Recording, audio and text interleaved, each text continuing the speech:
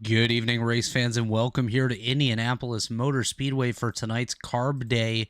It is the Formula Renault 3.5 kicking things off here tonight.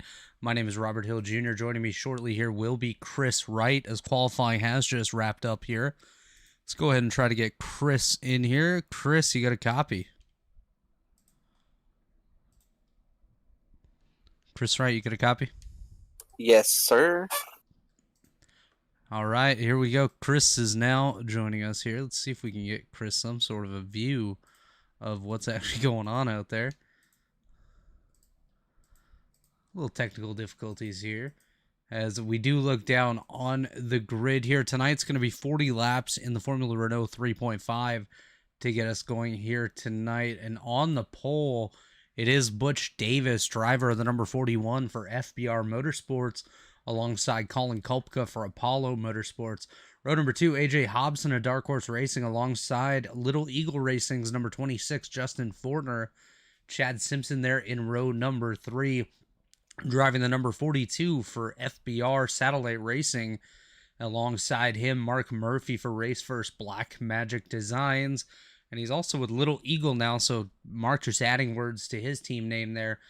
Seb Alexander, row number 4, alongside Chris Walker in the number 33 for Voodoo Esports. Seb Alexander, of course, the number 49 for Indy Alliance there. Row number 5, Little Eagle Racing's number 4, Ryan Schuld, alongside Covered Bridge Racing, number 96, Mark Robilis. Row number 6, Chad Frankenfield for Little Eagle Racing, alongside Brant Johnson there in the Sand Groper Sim Racing number 9 car. Nick DeGroot in row number 8 for Factor Backed Motorsports in the 89, alongside Jared Rexing, the independent driver of the number 10. And rounding out our 15 car field here tonight, Michael Hosick for Covered Bridge Racing. Chris, I don't know if you've seen these cars before. This is my first time seeing these cars. I think it's going to be...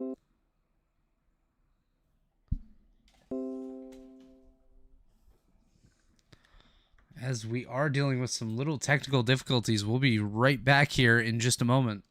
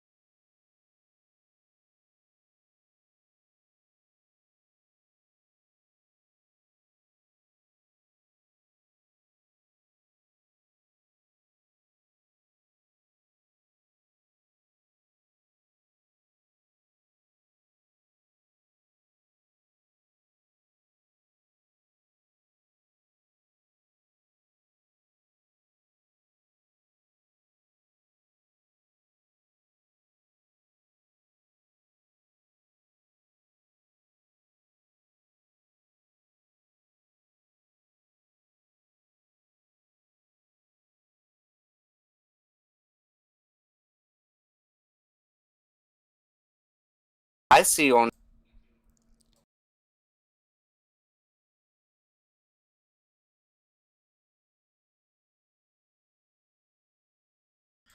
And we are green here at Indianapolis Motor Speedway. Butch Davis leading the way right now over AJ Hobson. Colin Kulpka there battling alongside actually Justin Fortner now joining the fight in his Javelin machine. As you can see now, battle picking up for the race lead right now. It is Butch Davis, AJ Hobson, and Justin Fortner 3 wide into turn number 3. Fortner all the way down on the bottom there, taking advantage of AJ Hobson. Just behind is Butch Davis. Mark Murphy joining the fight as well. Cars appear to. Oh, these cars are definitely a bit slower, Chris, than than what we're used to with the other open wheel cars that we'll see on Thursday night, as we do see a couple cars nearly clipping the outside wall there down into turn number 2. This racetrack can be pretty complicated, but also very, very fun. As we're going to jump up here in our chopper cam, you can just see how close these guys are. Seb Alexander splitting the middle with the leaders now, 3 wide. Yeah, of course, now we do see Chad Frankenfield up in the battle as well, up 8 spots already. AJ Hobson side by side with Seb Alexander for the race lead. Chad Frankenfield lurking there just behind, as we do get our scoring tower up on the screen there. 3 wide. Are we looking for 4? 4 wide, Chris. Mark Murphy taking the race lead on the bottom there. Yeah, these cars, this almost looks like a stock car race at Daytona or Talladega with the runs these guys are able to get. I am not exactly sure about the speeds they're running, but they are significantly slower, and that's letting them do a whole lot of drafting here on these straightaways. Mark Murphy currently doing 183 miles per hour down the straightaway. A little bit quicker for AJ Hobson, who has a bit more draft, 185 miles per hour here. This is quite the battle for the race lead. Basically, the entire field is all together. The top 8 under a blanket right now. 3 wide behind Justin Fortner, Ryan Scholl, Jared Rexing, Butch Davis in there as well. There's so much going on the racetrack right now as Seb Alexander and Mark Murphy battle for the race lead. Here comes AJ Hobson up on the high side just behind him. You see the Chad Frankenfield machine back out of it just a little bit. That does not happen too often, as Chad Simpson now goes to the bottom here for 3rd position. Here comes Brant Johnson up through the middle. Let's see if we can get a better shot of this. This is quite the pack here. Of course, the trees trying to get in the way here of our cameramen and women out on the racetrack. Mark Murphy leading the way. Seb Alexander there. We do see a car just about got in the wall there. I believe that to be AJ Hobson. Ooh, some Chad moving around there too. Turn 4. Chris, there is so much. Oh, we got a wreck. Chris there it Walker, is. AJ Hobson involved. We have.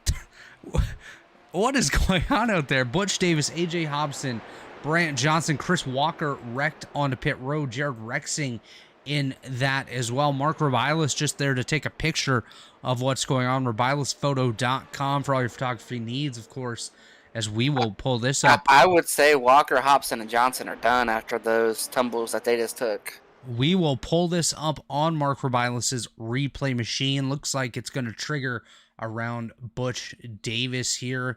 Davis, of course, driving the black. Actually, Butch Davis is in that yellow. Oh, it starts before that. Let's back this up even further. I think it started right at the front, right at about 2nd place. There was a lot of movement coming into turn 4. Around AJ Hobson. We're going to jump up to the blimp camera here. Yeah, there it is. We're going to rewind once again for those of you following along at home.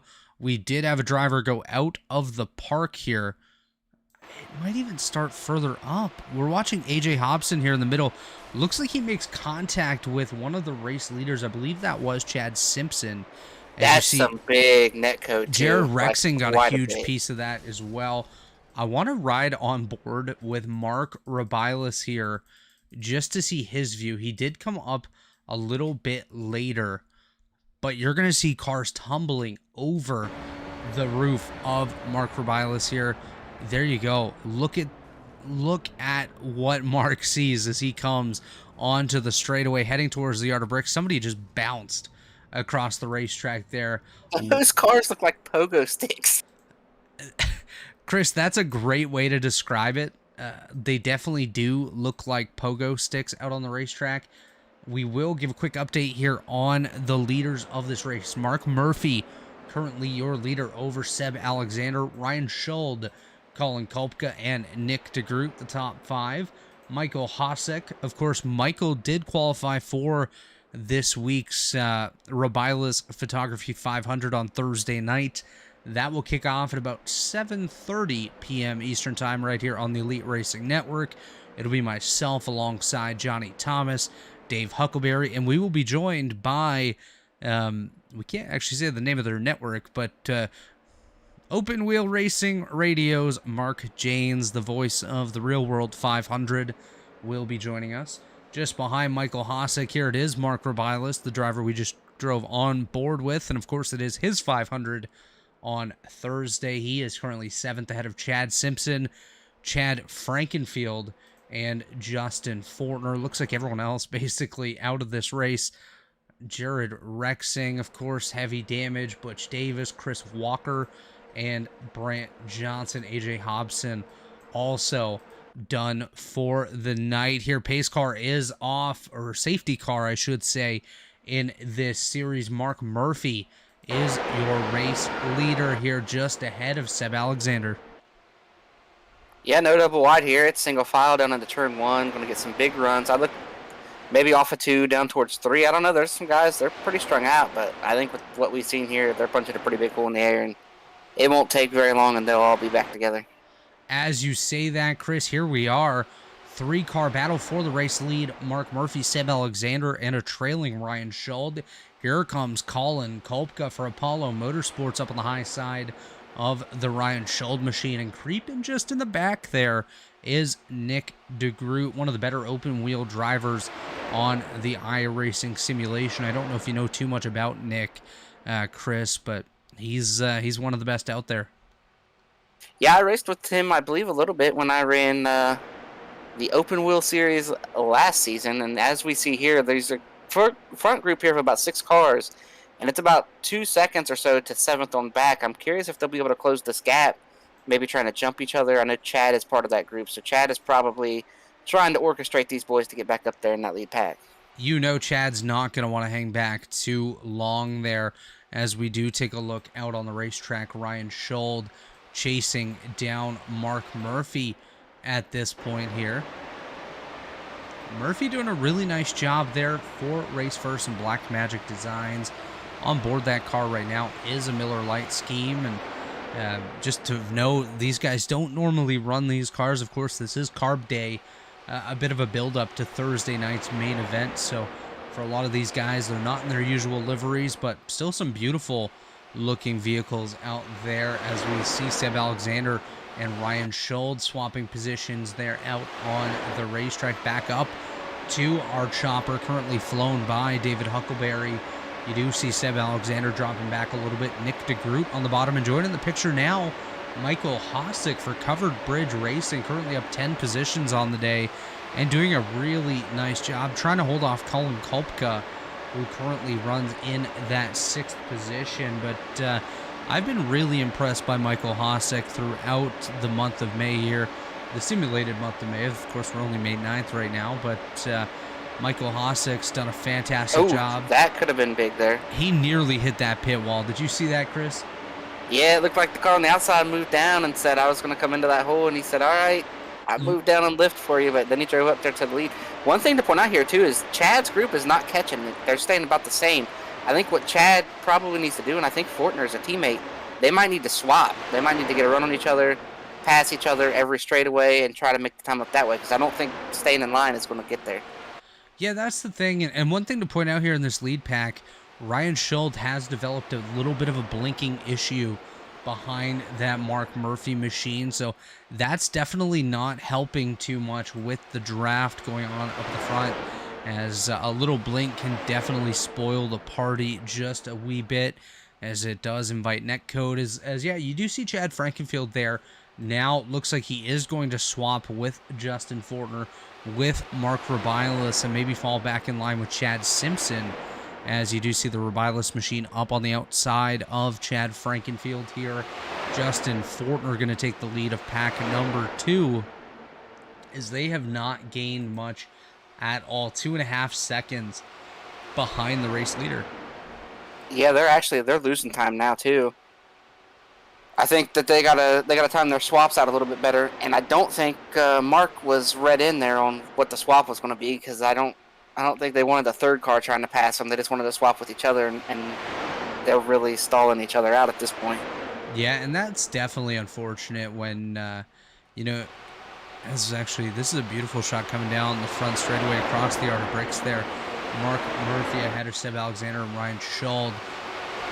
Some beautiful, beautiful cameras here at the Indianapolis Motor I Speedway. feel like from turn 4 to about turn 2, the cameras are great. And then you get down that backstretch into 3, and there's trees everywhere, and you can't find quite as good as you can on the first part of the circuit. Yeah, it looks like we might have found a half-decent camera here on the back straightaway. Of course, we do still lose them a little bit. That back group just continues to try to swap around, and I don't know if it's really working for them at this point, Chris. They don't seem to be catching that group ahead of them too much. I think Fortner may have gained about a tenth of a second in that last lap, but one thing that I'm watching here is these guys are getting really close to that pit wall every lap when they come down. I know you want to try to get as low as possible on the front straightaway here at Indianapolis, but it's definitely throwing a different variable into this thing. If you maybe want an extra advantage at the end, just give the guy a little nudge into that pit wall, and all of a sudden he's turned into a shish kebab rather than an open wheel driver. Yeah, and we've seen these cars, there's something in them that makes them bounce. They're like springs, like I said with the pogo stick. You get somebody down there and they'll start bouncing. But what that back group is starting to do is, I think they've been trying some different swaps, and now they might have found something that works because they're closer than they've been since right after the restart now. So you just kind of got to figure out where you want to swap, how you want to do it, get the timing down to where you're not having to stall out and lose momentum. You kind of want that guy to pass you right about here is where Chad wants that guy to start passing him. Get in front of him now before you get to the corner, and that's how you want to do the swap. You don't want to have either one of you lifting.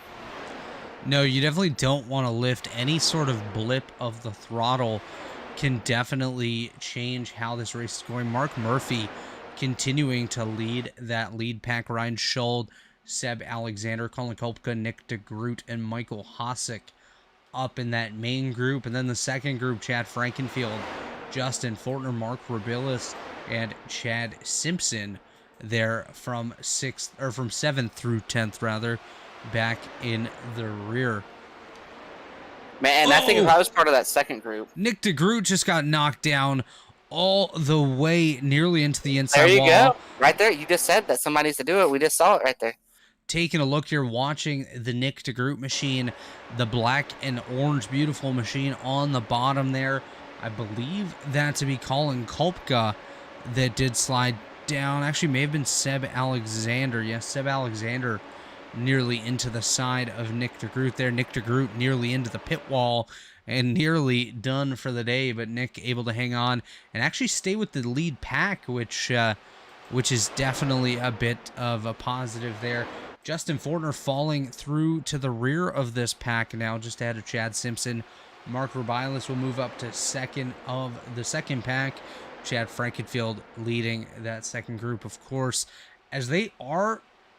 I thought they were catching these guys, but it doesn't look like it anymore, Chris. Yeah, they caught them a little bit. I think what they need to do is the lead car needs to give up the bottom. When they come off the corner, let it go out. Everybody work together. There's only 3 or 4 of you right there. Work together, give up the bottom as that lead car, let them draft by you, come down the next straightaway, and the next guy in line does it.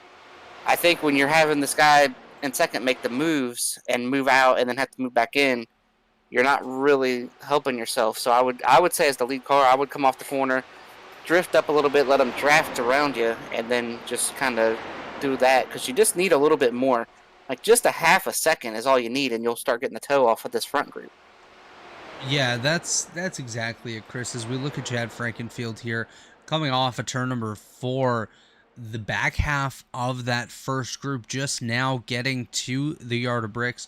Chad Frankenfield visually getting closer, but if these guys get back in line here and start working together once again, I do believe that they'll be able to pull away just a little bit from group number 2, which is exactly what they're looking for. 24 laps to go, Chris.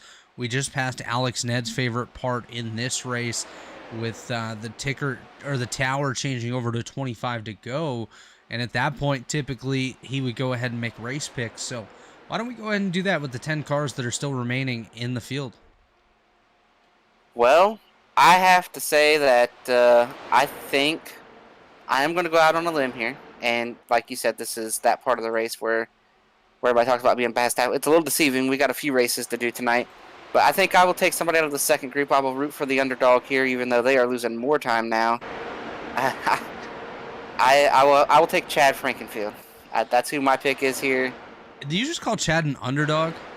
I think anybody in the second group right now is an underdog. Their chances of winning are very slim. Oh, maybe not. As we're now 3 wide for second, Colin Kolka, Ryan Schultz, Seb Alexander here. As currently Alexander on the outside, Kolka in the middle. That is Ryan Schultz on the bottom, chasing down Mark Murphy. Nick DeGroot hanging back there. So, Chris Wright, you have opted to go Chad Frankenfield here in the first race of Carb Day. I am going to go with somebody that's in this lead pack, but not currently in this battle. I'm going to go just a little bit further back, and I've taken this guy a few times over in our ARCA series. Unfortunately, wasn't able to get it done, but he's put himself in a good position here. Race number 1 of Carb Day.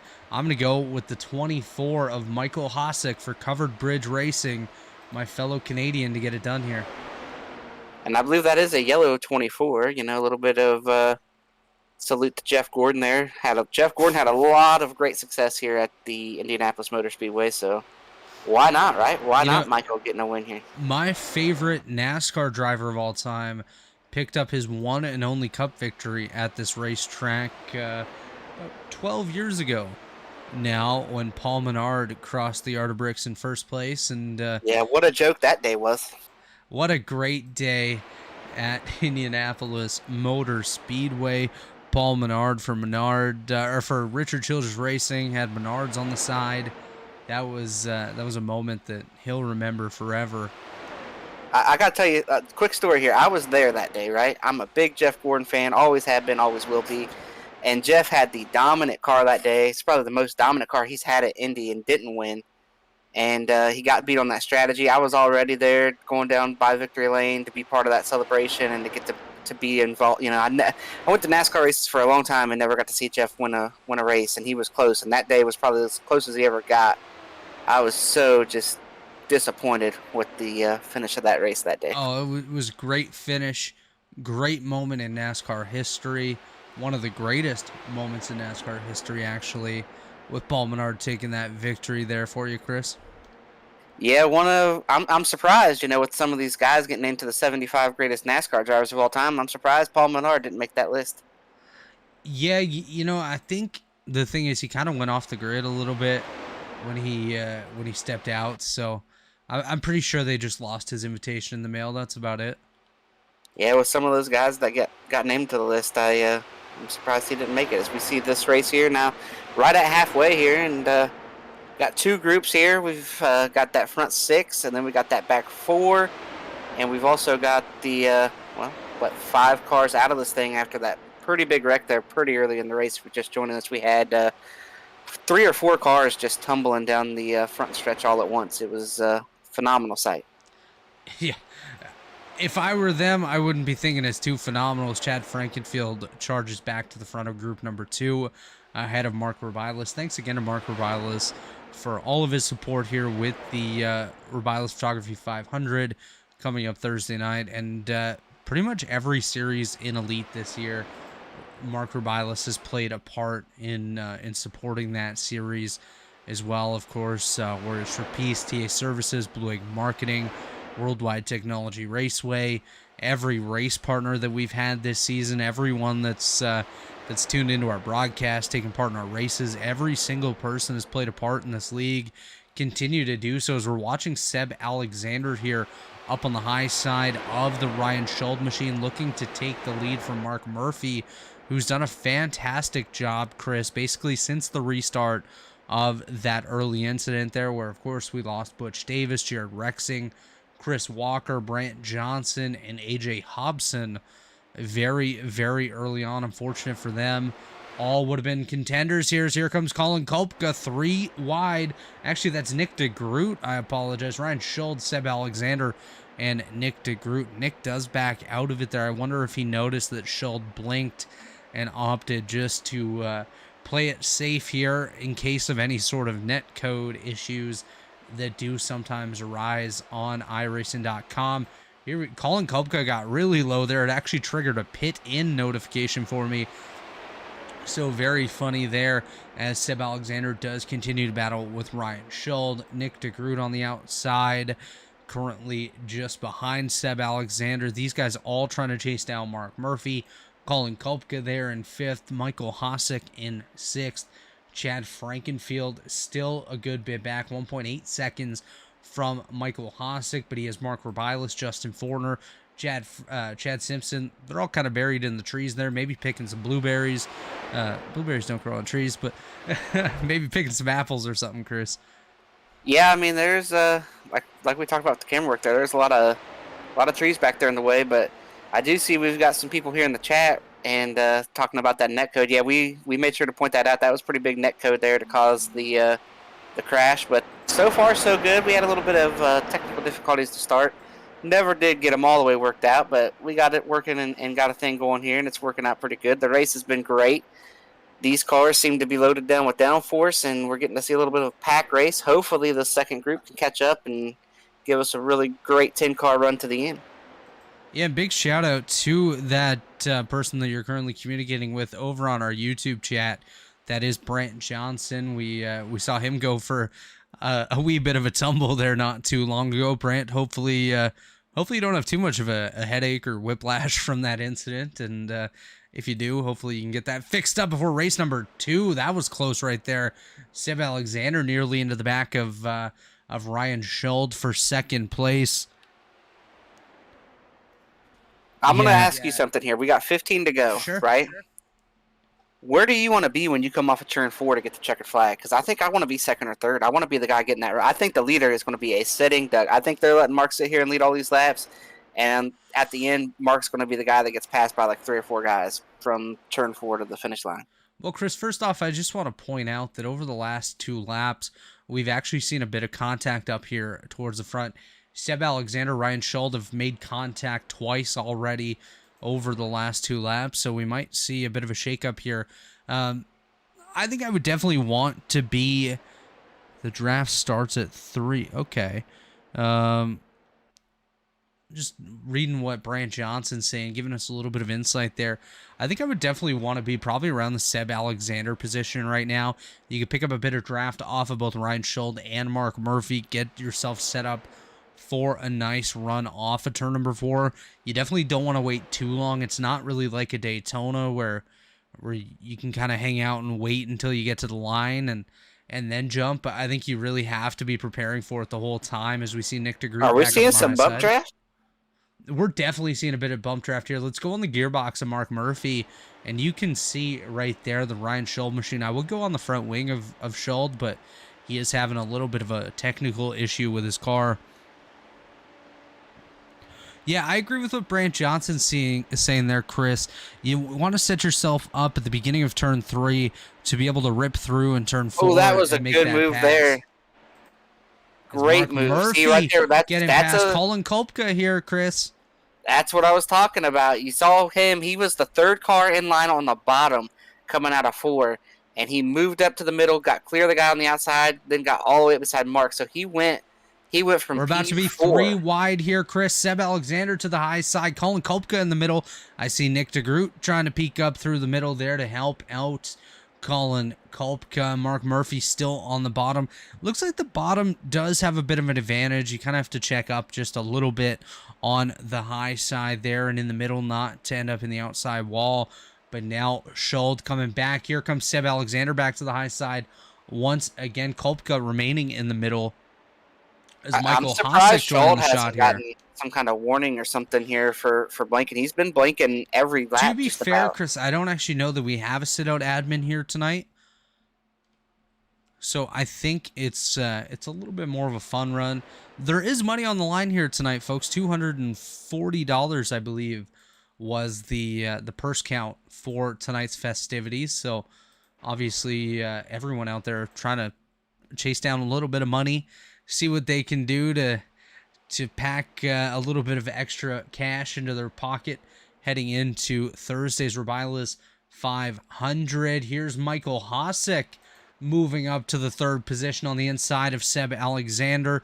Right now, he's in a pretty good position to try to set himself up should we stay green here to the end, which at this point, I kind of think that we will.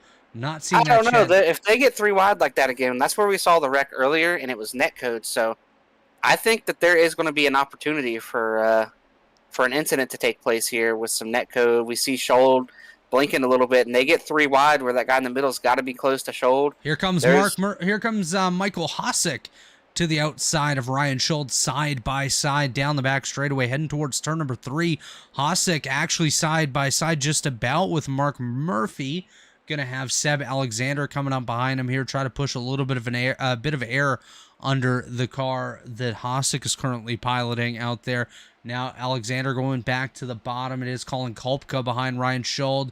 Ooh, Seb Alexander looking 3 between Kolpka and Hosick. He makes that look easy as Seb Alexander charges to second place. Now has a wheel to the outside of Mark Murphy. Murphy going to stay ahead, but not for long. They are side by side. Hosick continuing up on the high lane as well. We're going to stay up here because this is the best camera angle down these back straightaways. Oh, here comes Nick DeGroot. 3 wide just about as he's going to fall back out of it once again. Nick DeGroot setting something up here, Chris. We cannot count him out in the late stages of this race. 10 laps to go. Ryan Schuld continues to blink. They're coming to 9 for Mark Murphy. Murphy's done a fantastic job here. That cannot be understated. He's led the majority of this race, continues to lead, as behind him you do see the 2x2 battle, or I guess 2x1 here, as Seb Alexander side by side with Colin Kolpka. Kolpka barely ahead of Alexander. Michael Hosick re-entering the picture there with Nick DeGroot. DeGroot running a bit higher than the rest of these guys here, about half lane up, as Kolpka is looking for an opportunity on the inside of Ryan Schuld. Oh, and he's there. He's in there. Schuld's going to try to pinch him. It's too late, though. He's already down there. Wow. Colin Kolpka does have to back out there. That was ballsy. Yeah, if I was Kolpka, there's no way I would have backed out right there. He was way far enough up there that he had a right to some room there, and Schuld was not willing to give it up. That could have been a wreck. Schuld was not willing to give it up here. 8 laps to go, here at the line. Mark Murphy continuing to lead. Seb Alexander coming up on the high side there on the outside of Ryan Schuld. Colin Kolpka remains up inside that top 5 and 4th. Nick DeGroot there in 5th, side by side with Michael Hosick. We're going to jump back up once again, as these guys aren't giving us too much of a break at all. Colin Kolpka dropping to 6th. Chad Frank, look at the big run for the 24 here. He's going to run all the way up to the Here comes that second pack getting a bit of a run as well, as we do see the 24 of Hosick on the inside of Seb Alexander here, trying to work his way up through the field. Coming to 7 to go now. Michael Hosick doing a fantastic job. Here's Nick DeGroot up on the high side, trying to get a bit of draft from what appears to be Colin Kolpka. Actually, that is Seb Alexander up on the high side at this point. These guys continuing to absolutely push here. This has been a great pace by these guys so far, and the quickest time in the race, for those of you that keep track of that at home, is the 3rd place car, Michael Hosick, with a 49.06. Actually, I do stand corrected. It is our friend Brant Johnson over in the YouTube chat with a 48.71. That is the quick time on the day, and I don't know if that'll be beat, as, oh my gosh, Colin Kolpka goes for an absolute slide up the racetrack to get ahead of Seb Alexander, but that does not work there, as the top 6 continues to stay out in front here. And I'm telling you, Chad Frankenfield is sitting there thinking, what I wouldn't give to have 3-4 more tenths further up and be able to get that toe. We have a side-by-side battle here for the race lead, Chris. Seb Alexander on the high side of Mark Murphy. Yeah, but he's going to need some help. He's going to need a bigger run. I just don't think he's going to be able to do it here. I think Schuld is pretty committed to staying in line. Here comes Colin Kolpka, 3 wide for the race lead. Kolpka on the high side. That is Alexander in the middle and Mark Murphy on the bottom. I think the 3 wide is what's killing these runs on the middle lane there for Seb Alexander. He's tried it a few times. It just does not work when someone goes up on the high side of you there and pushes a little bit of extra air on that vehicle. Still 3 wide for second. Kolpka, Alexander, and Schuld here. Murphy still leading. Nearly a bit of contact between Kolpka and Alexander, then nearly contact between Alexander and Hossack. 5 Scholl's going to be the laps trigger guard remaining here. here. For some of these guys to get a run big enough to try to take the lead, Scholl's going to have to be a guy that pulls out. And I just don't think he's going to do it until the last 150 yards. They need him to do something here to be able to do something. It's so hard. It's just too hard for them to get all the way Nick clear of Mark DeGroot's Murphy. starting to look for something as well, as we do see him jump back up to the high side here. Here comes Seb Alexander looking on the outside of Ryan Schuld again. Michael Hossack briefly looking to the inside of Ryan Schuld. We've already seen a car to the inside of Schuld, and it did not work out earlier on here. Probably about 10 laps ago. Nick DeGroot looking to go 3 wide. He's going to think better of it here. 4 laps remaining. Mark Murphy for race first Black Magic Designs and Little Eagle currently leading the way over Ryan Schuld, Michael Hossack, Seb Alexander, Colin Kolpka, Nick DeGroot, Chad Frankenfield, Justin Fortner, Mark Rubilis, and Chad Simpson out here on the racetrack. 3 wide for second once again. Schuld, Kolpka, and Alexander. Schuld continues to hold that bottom. Alexander in the middle as Alexander slides up ahead of Colin Kolpka here. Michael Hossack on the inside. Looks like Kolpka going to look 3 wide on Hossack and Alexander, and not able to get up there at this point. Come to 3 to go. Someone has to start thinking about making a move here, as time is going to run out I think everybody quickly. is wanting to make a move except for that 4. Honestly, it might be too late, but if I was DeGroot or Kolpka, I might lay off of this pack a little bit, try to give that second pack a chance to get the So, draft, Chris, because you need more cars one now at thing to this point point. out, as we do see Seb Alexander, or actually that's Colin Kolpka, go to the high side. Nick DeGroot coming to the middle with Seb Alexander. He's going to look to the high side with Kolpka for an opportunity to work their way up to the front. One thing to point out, Ryan Schuld is teammates with Mark Murphy here. So maybe he's just thinking, if I scratch your back in race 1, you might help me out in race 2, and we can go chase down the best finishes here on Carb Night. Kolpka now to the high side of Seb Alexander. Ryan Schuld now bump drafting the Mark Murphy machine down the front straightaway here. 2 laps remaining. Popsicle sticks are indeed in the air. It is 3 wide. Seb Alexander, Michael Hossack, Colin Kolpka. Kolpka backs out. 2 wide now. Alexander and Hossack chasing down Ryan Schuld and Mark Murphy, our race leaders at this point. Nick DeGroot now to the outside of Colin Kolpka. 3 wide with Michael Hossack. DeGroot going to back out once again. I think he's going to join that middle line with Alexander and Kolpka. They are going to have to do something here coming to 1 to go. Brant Johnson said we're going to try to set something up here in turn number 3, so we'll see if it happens next time by. As you do see, Michael Hossack, Seb Alexander, Colin Kolpka, 3 wide for third. Ryan Schuld all over that rear end of Mark Murphy now.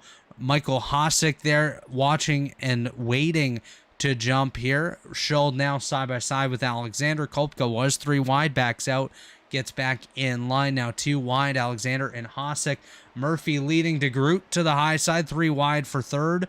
Hossack, Alexander, DeGroot now with help from Kolpka. Here comes Nick DeGroot. Nearly contact there. Ooh, there is going to be contact from Alexander. Watching Ryan Schuld, see if he makes any sort of move here. We do have Seb Alexander continuing on the high side. Ryan Schuld going to stay in line. And I do believe it is going to be Mark Murphy, unless there's contact. Here comes Michael Hossack. Oh, no. Mark Murphy does not win the race. It is Ryan Schuld.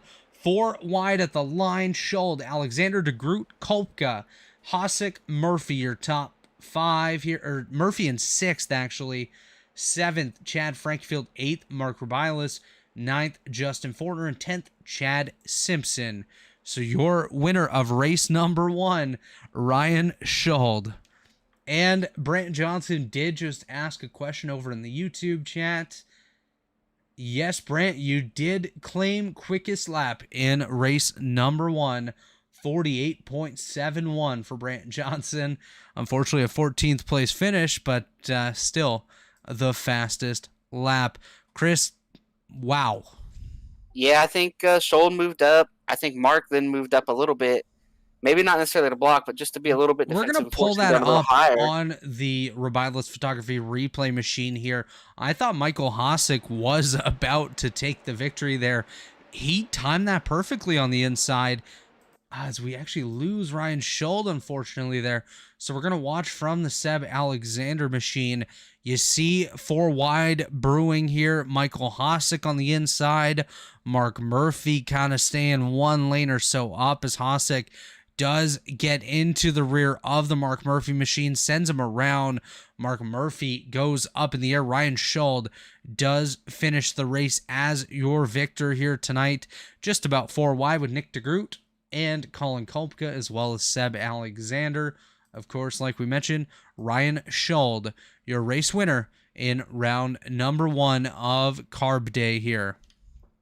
Yeah, and actually looking at that replay, the 24 never even got underneath him, kind of just drove into the back of him. So I think Mark's going to be pretty upset about that. I think 24 maybe should have lifted or gotten further left. I think there was room further left, but it's just showed like looking out to his right, and Mark was having to move up just a little bit. And it was a great move by Schold. I thought he was going to make the move off of 4. It was well down the straightaway when he finally made the move, and I mean, it was a great move. Got him to win. He did everything right. Stayed in line with his teammate and played it perfect. And unfortunately, as soon as his teammate lost his partner there, his defense, he ended up Chris, flying through the air. It does look like we have our race winner, Ryan Schultz, standing by in the waiting room. Why don't you go ahead and pull him up here, and we'll get going with our post-race interview. All right, we got Ryan Schultz up here. Ryan, you ran a very, very smart race. You did everything you needed to there. Take us through what you were thinking there the last 10 laps. It looked like you were just biding your time until right there down the front stretch, pulled out, and were able to get the win. Yeah, I mean, Mark Murphy, new teammate of mine and a few other guys, so it was just kind of pushing him, trying to stay 1-2 as much as we could. Was honestly kind of planning on pushing him to the win. Hossack got under me on that final front straightaway and looked like they collided, but, was able to come across first and get a team win at least. So how does that set your outlook up for the rest of the night? You hoping to go on and sweep the races a little bit more now that you won the first one?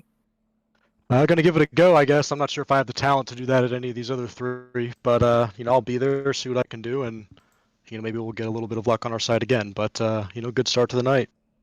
All right, and a couple more questions here for you before we let you thank your sponsors and stuff. What was it like racing these cars tonight? It looked almost like a NASCAR-style pack race. What did they drive like and handle like out there? Yeah, I mean, that's a pretty good, in terms of what it looked like, a lot like those pack races in NASCAR. I wasn't really full throttle in the turns at all. Just wanted to stay off Mark's bumper and then get on it for the straightaways. I could have gone outside him and just kind of sat there, which is what a couple of guys, Seb and a couple others, were trying to do. But just some team racing there to make sure we stayed up front and give ourselves a chance at the end. Well, all right. Congrats on starting the week off right here for you. Any sponsors you want to thank, shout out you want to give before we let you get ready for your next event? Yeah, I'll give a big shout out to Warriors for Peace, sponsor of mine, sponsor of the IndyCar Series. We wouldn't be here without kind of their support, and they're okay on running the IndyCar Series without the official broadcast and things like that. So got to give a big shout out to them, Rebelist Photography as well, and everybody who helps make everything go with the IndyCar Series. Well, all right, Ryan. Like I said, congrats. Good luck the rest of the night. Good luck on Thursday as well, and hopefully we see more things from you, and you get to come talk to us again tonight. Awesome. Thanks, guys. See you in the next one. Well, Chris, that was our race winner here in race number 1 of Carb Day, Ryan Schuld. Kind of hung in the wings all night long, able to take advantage of his teammates' misfortune at the end there and claim victory. We're going to take a quick commercial break here just to hear from our friends at TA Services. Actually, we'll read our other sponsors first because we're going to take a little break between races here. We don't go with race number 2 for another 25 minutes or so. So big shout out here to Blue Egg Marketing, the marketing department for small businesses, small business owners. Blue Egg is your biggest fan. Worldwide Technology Raceways, a motorsport racing facility in Madison, Illinois, close to the Gateway Arch, featuring a 1.25-mile oval, a quarter-mile drag strip, state-of-the-art karting facility, as well as a 2-mile infield road course.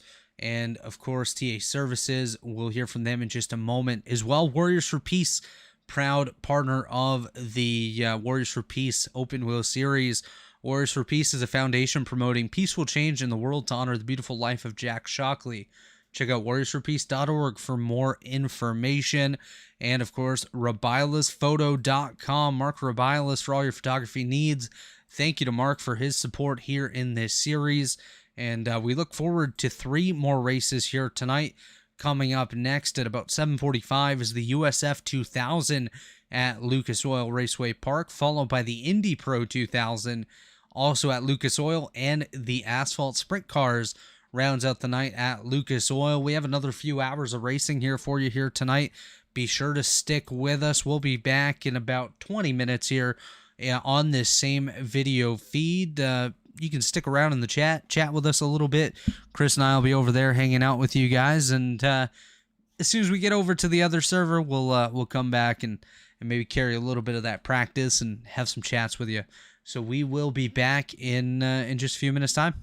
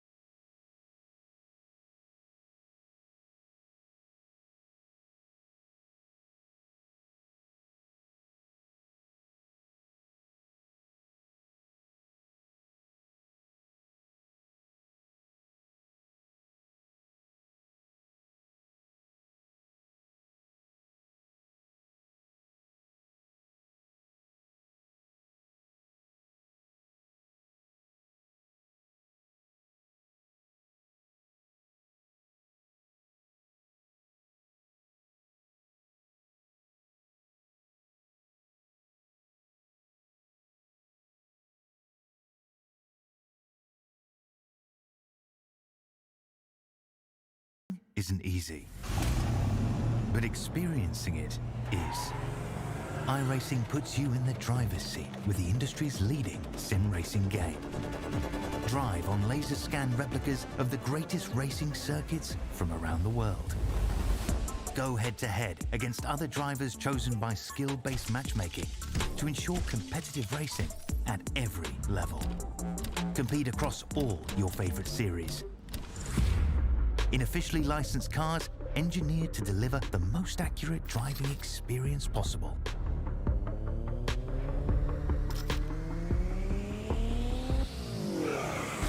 Join a race or host your own with players from across the globe.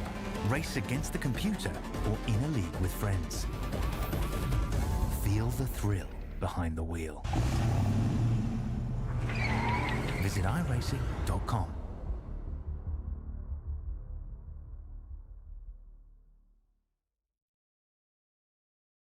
And we are back here with race number 2 of Carb Day here at the Lucas Oil Raceway Park. Race number 1 over at the big track was won by Ryan Schuld. My name is Robert Hill Jr. Joining me again is Chris Wright. Chris, we saw a great race there in race number 1. It was very close at the end. We thought Mark Murphy was going to get it done. Then we thought Michael Hosick was going to get it. And then those two got together, and Ryan Schuld was able to take advantage of his patience and come home the victor in round number 1 of Carb Day.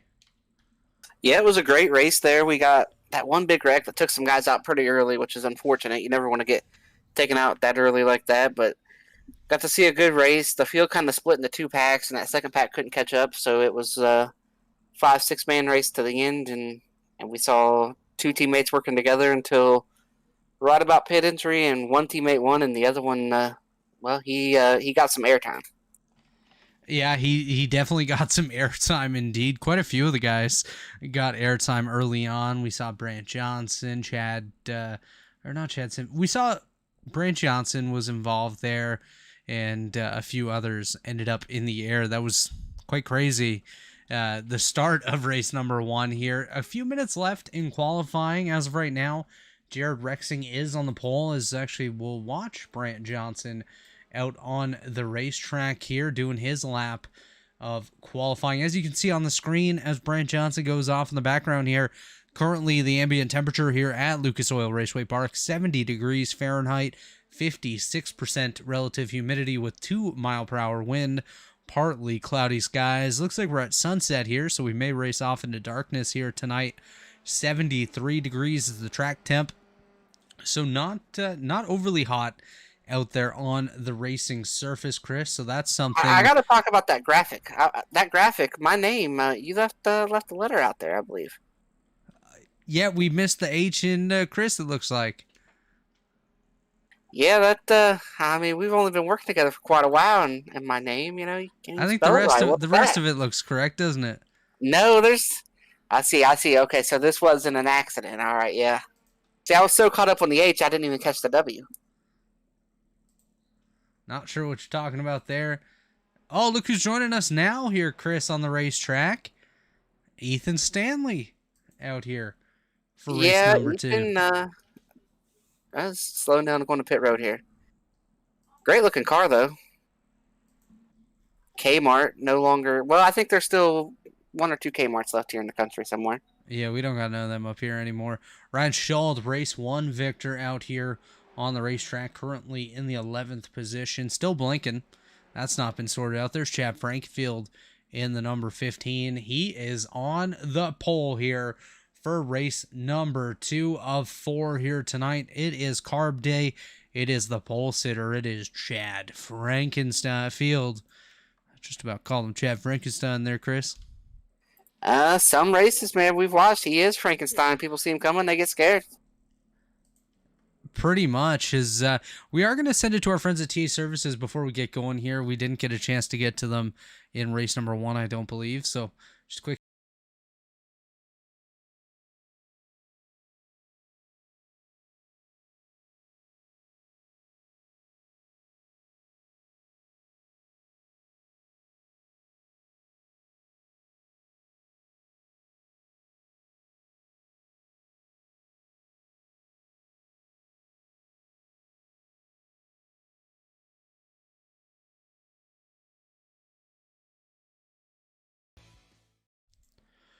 And we are back. That was our friends at TA Services, one of our great premier partners here in the Elite Racing League, alongside Blue Egg Marketing. Blue Egg is the marketing department for small businesses, small business owners. Blue Egg is your biggest fan. Worldwide Technology Raceway is a motorsport racing facility in Madison, Illinois, home to a 1.25-mile oval, a 2-mile road course, quarter-mile drag strip, and a state-of-the-art karting facility. Check out Worldwide Technology Raceway today. Of course, Rubilis Photo for all your photography needs. RubilisPhoto.com. Let Mark Rubilis know that ERN sent you. And, of course, Warriors for Peace, the series sponsor here. Warriors for Peace is a foundation promoting peaceful change in the world to honor the beautiful life of Jack Shockley. Check out warriorsforpeace.org for more information. Chris, down on the racetrack, we do see the field starting to grid up here and on the pole. As we mentioned, it is Little Eagle Racing driver, the number 15, Chad Frankenfield, alongside the independent number 91 of Ethan Stanley. Row number 2, Jared Rexing, another independent there, driving the number 10 machine, taken out early in race number 1, looking for redemption in race number 2. Chad Simpson, driver of the number 42 Satellite Racing FBR Motorsports. Number 42, Chad Simpson there, just behind him. Butch Davis, his teammate at FBR Motorsports, driving the number 41. Of course, Butch Davis alongside Nick DeGroot for Factor Backed Motorsports, driving the number 89 machine. Mark Murphy, so close to victory there in race number 1 in the race first. Black Magic Designs, Little Eagle Racing, number 69. Mark Murphy rolls off 7th with Justin Fortner, his Little Eagle teammate, driving the number 26, rolling off in 8th. Chris Walker for Voodoo Esports there, driving the number 33, rolling off 9th, alongside a newcomer to Carb Day here today, Mitch Drunowski, driving the number 7 machine. And rounding out the field tonight, we do have the 11 Little Eagle Racing, number 4 of Ryan Schuld, the Covered Bridge Racing, number 96 of Mark Rubilis, and it does look like Brant Johnson going to start scratch on the field tonight for Sand Groper Sim Racing in the number 9 machine. Pace car about to take the turn onto pit road here, Chris. Actually, I do apologize. He's going to do another lap out there for us.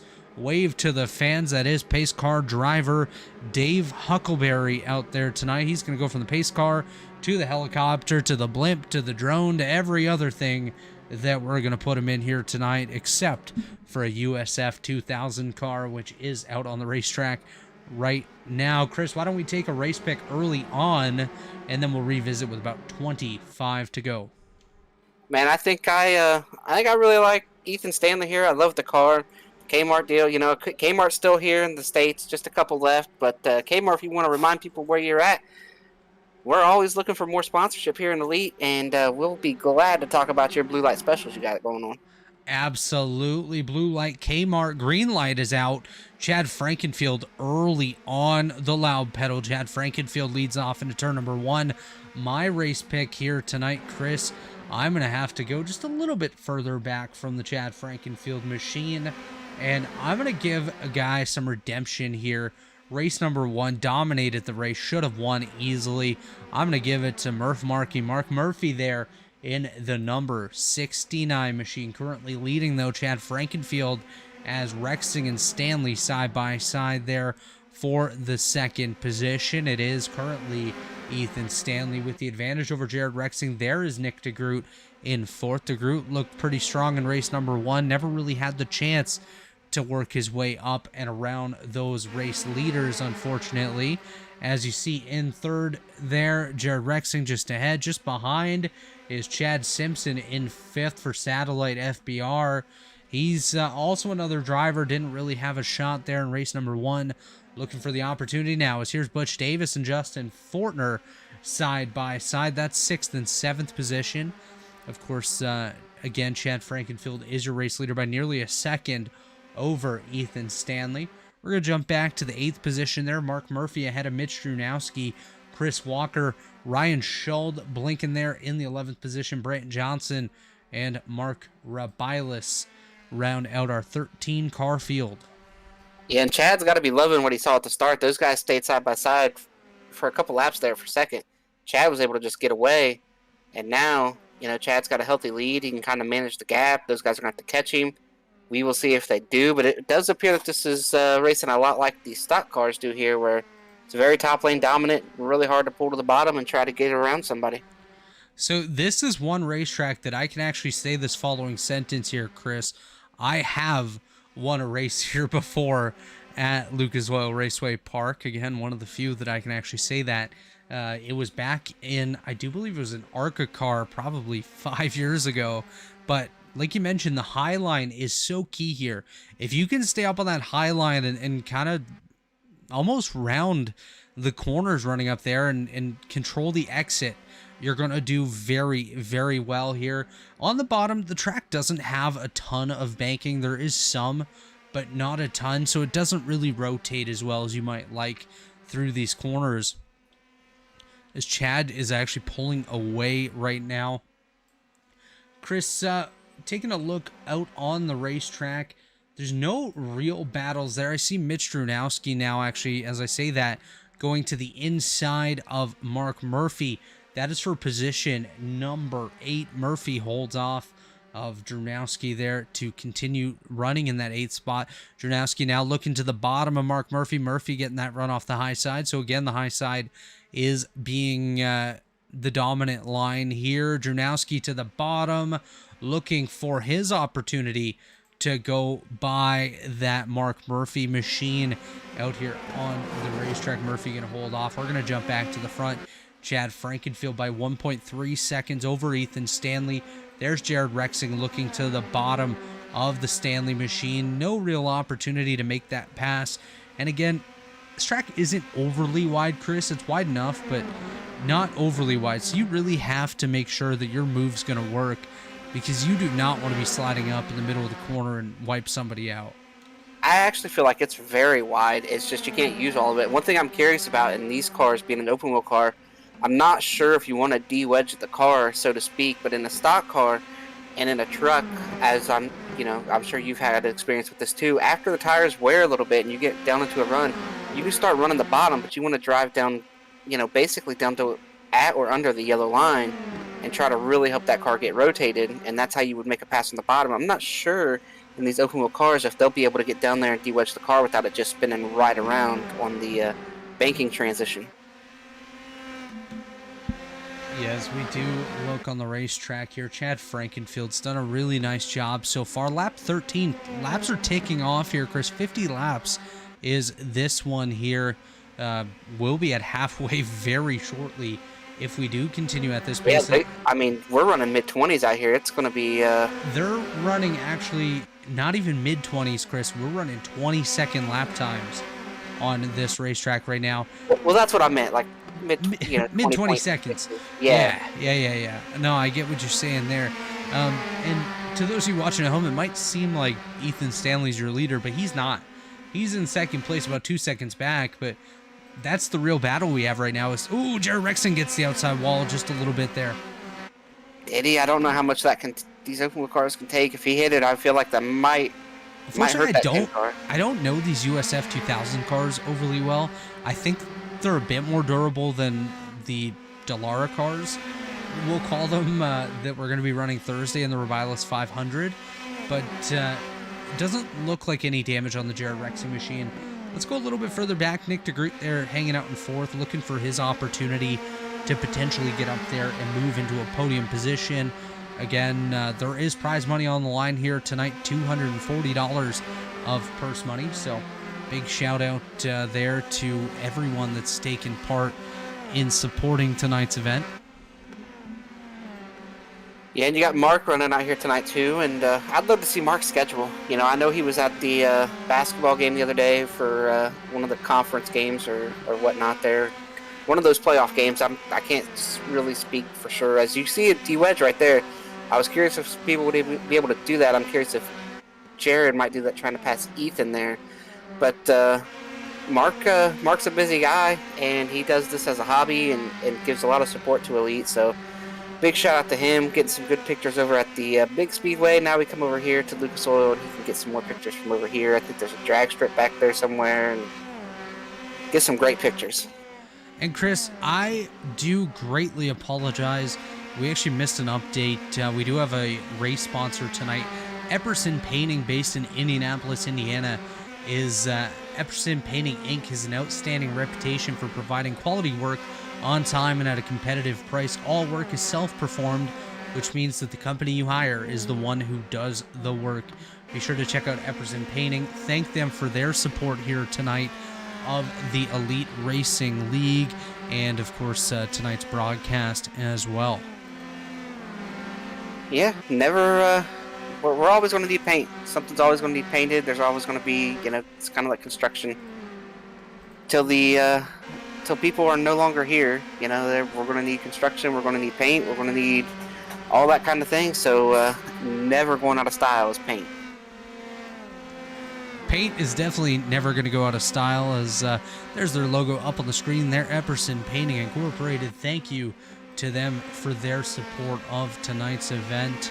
And again, Epperson Painting is grounded in the merit shop philosophy, in which work should be awarded on the basis of qualifications, performance, and price in an open marketplace. All quality workmanship is done in a safe environment. I love to hear that for sure, as of course any supporter of the Elite Racing Network. Elite Racing League is someone that I'll definitely support, and anybody in the Indianapolis area should definitely reach out to Epperson Painting for their services.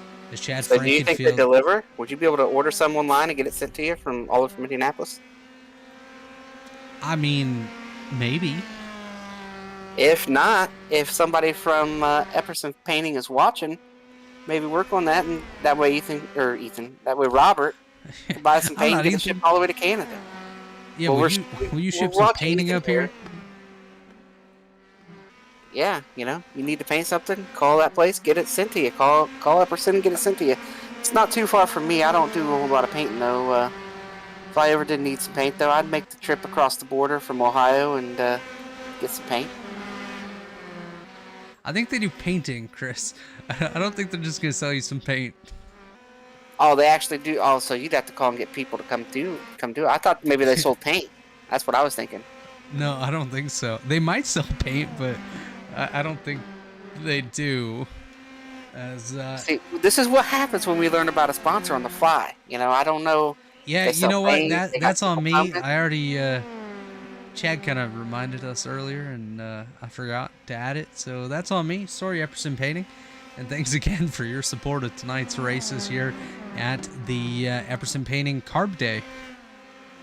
That's right. It looks like hopefully they got some paint out there, because I see a bunch of marks here on the wall. So hopefully they got some white paint and some guys to go out there and repaint it. Let's hope for sure.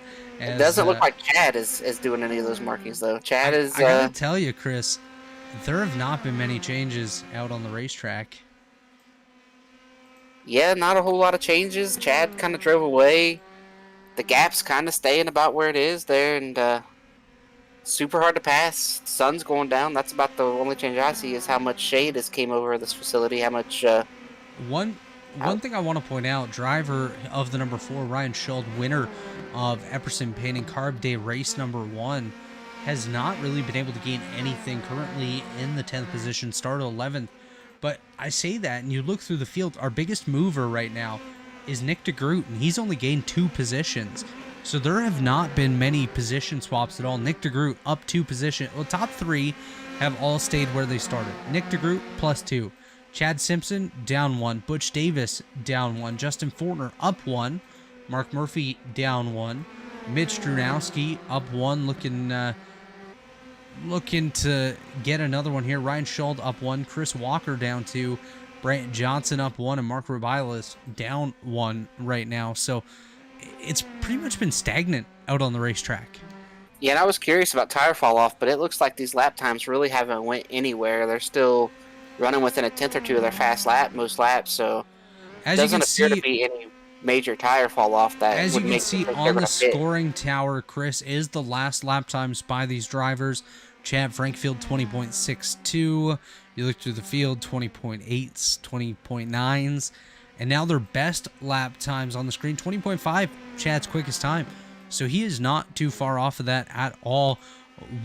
1.5 tenths or so is the difference right now between Chad's quickest and his latest lap time, 17 to go.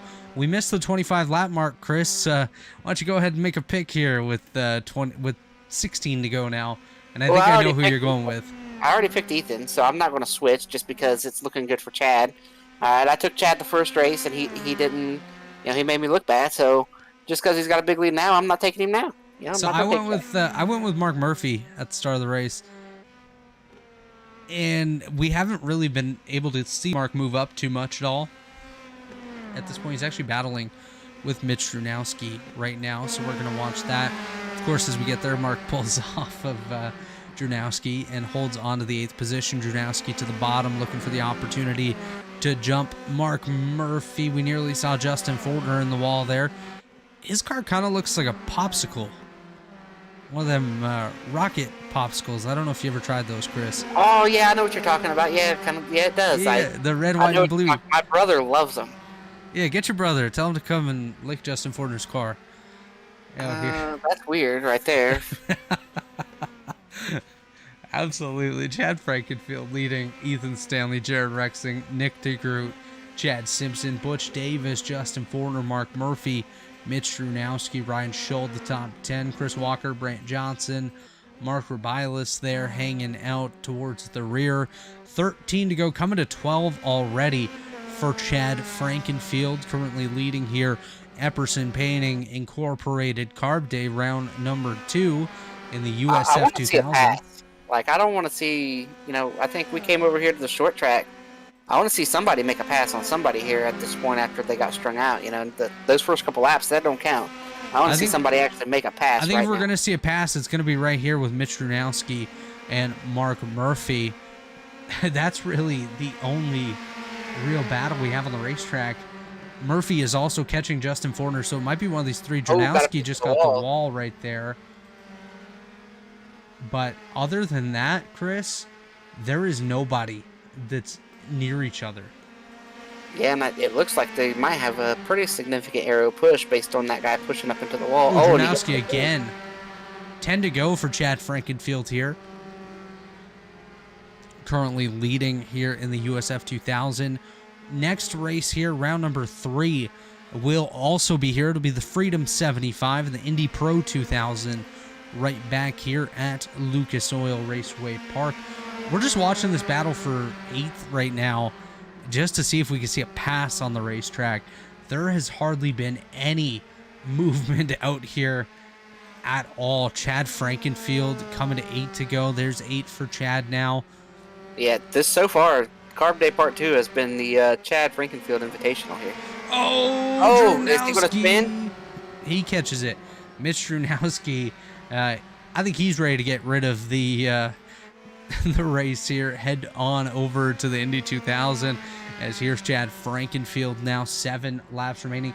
He is catching Mark Rubilis. Maybe we'll see a pass there as Chad laps Mark. Maybe Mark will hold him up a little bit.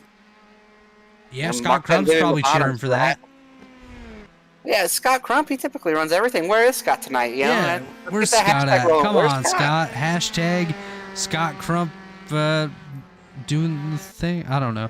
I'm not good with Tyler Fode either. Those guys typically run everything they can run. And Tyler Fode, Scott Crump. 6 to go for Chad Frankenfield. There's Mark Rubilis. This might be our only hope for any sort of pass on the racetrack, especially now that Drunowski did get the wall and fall back a little bit. Frankenfield continuing to just dominate this race. 2.5 seconds over Ethan Stanley. There's Mark Rubilis up ahead. There is not much going on this racetrack right now here, Chris. It's just lapping right now for these guys. Yeah, this has been a pretty disappointing kind of a letdown race. You see this group of cars coming together. We will have an interview, not just with our race winner, which looks like it's going to be Chad Frankenfield, but Michael Hossack has been waiting around too, and so we'll get him between races as well. He will talk to us about why he is not in this race. He was one that we saw in the first race, and he's going to let us know why he chose to sit this one out, and we'll see if he's going to be in the next one. Yeah, you know what? There's a chance that we may actually not get Chad Frankenfield. We're about to see a pass, Chris. Yeah, look at that, guys. There's a pass. Look at that. There's a pass. This doesn't hey, count. it's the only pass we've seen all race long. Popsicle sticks in the air for Chad Frankenfield. Speaking of popsicles, there's Justin Fortner out on the racetrack. Right here, I want to see a pass for position. That's what I want to see. These guys running together. I want to see somebody pass somebody We're not here. gonna Let's see. see if somebody. Let's just do a lap on board. Oh, that sun is bright. Where's your sunglasses, folks? Chad Frankenfield coming to get the white flag here from Barney the Flagman. White flag in the air here in the Epperson Painting Carb Day, round number 2. This is the USF 2000 at Lucas Oil Raceway Park. If you're just joining us, you haven't missed anything here. Oh, Chad just blinked. Maybe he'll blink at the line, and then Ethan Stanley will pick up the victory. Yeah, he's coming off a 4, and the Chad Here Frankenfield. he comes. Chad Frankenfield takes the victory. I was really doubting that one. Here comes Ethan Stanley for second. Jared Rexing third. Nick DeGroot fourth. Chad Simpson fifth. Butch Davis sixth. There's Justin Fortner, Mark Murphy, Mitch Drunowski, Ryan Schuld, Chris Walker, Brant Johnson, and rounding out the field was Mark Rabilis. Is Chad Frankenfield gonna burn it down? If you can do burnouts in this car, I don't know that you can, but if you can, Chad's gonna do one. Thanks to Epperson Painting once again for being the presenting partner of tonight's Carb Day. Be sure to check them out there, 4150 West Washington Street in Indianapolis, Indiana. Epperson Painting Incorporated. Chris, Yeah, I think Ethan would have been able to run up there with him. You know, maybe he had Walmart backing instead of Kmart. Kmart just didn't have quite the money to get him Chris, the horsepower. why don't we go ahead and bring up Michael Hosick here and talk to him while we wait for Chad to come on over? Sounds good to me. All right, we are joined by Michael Hosick. Michael, we didn't see you out there on the racetrack there, and we saw you in the first race. So talk to us a little bit about why you sat this one out and if you're going to run the next one. Yeah, probably not going to run the next one, but do you guys hear me okay? Yeah, you sound great.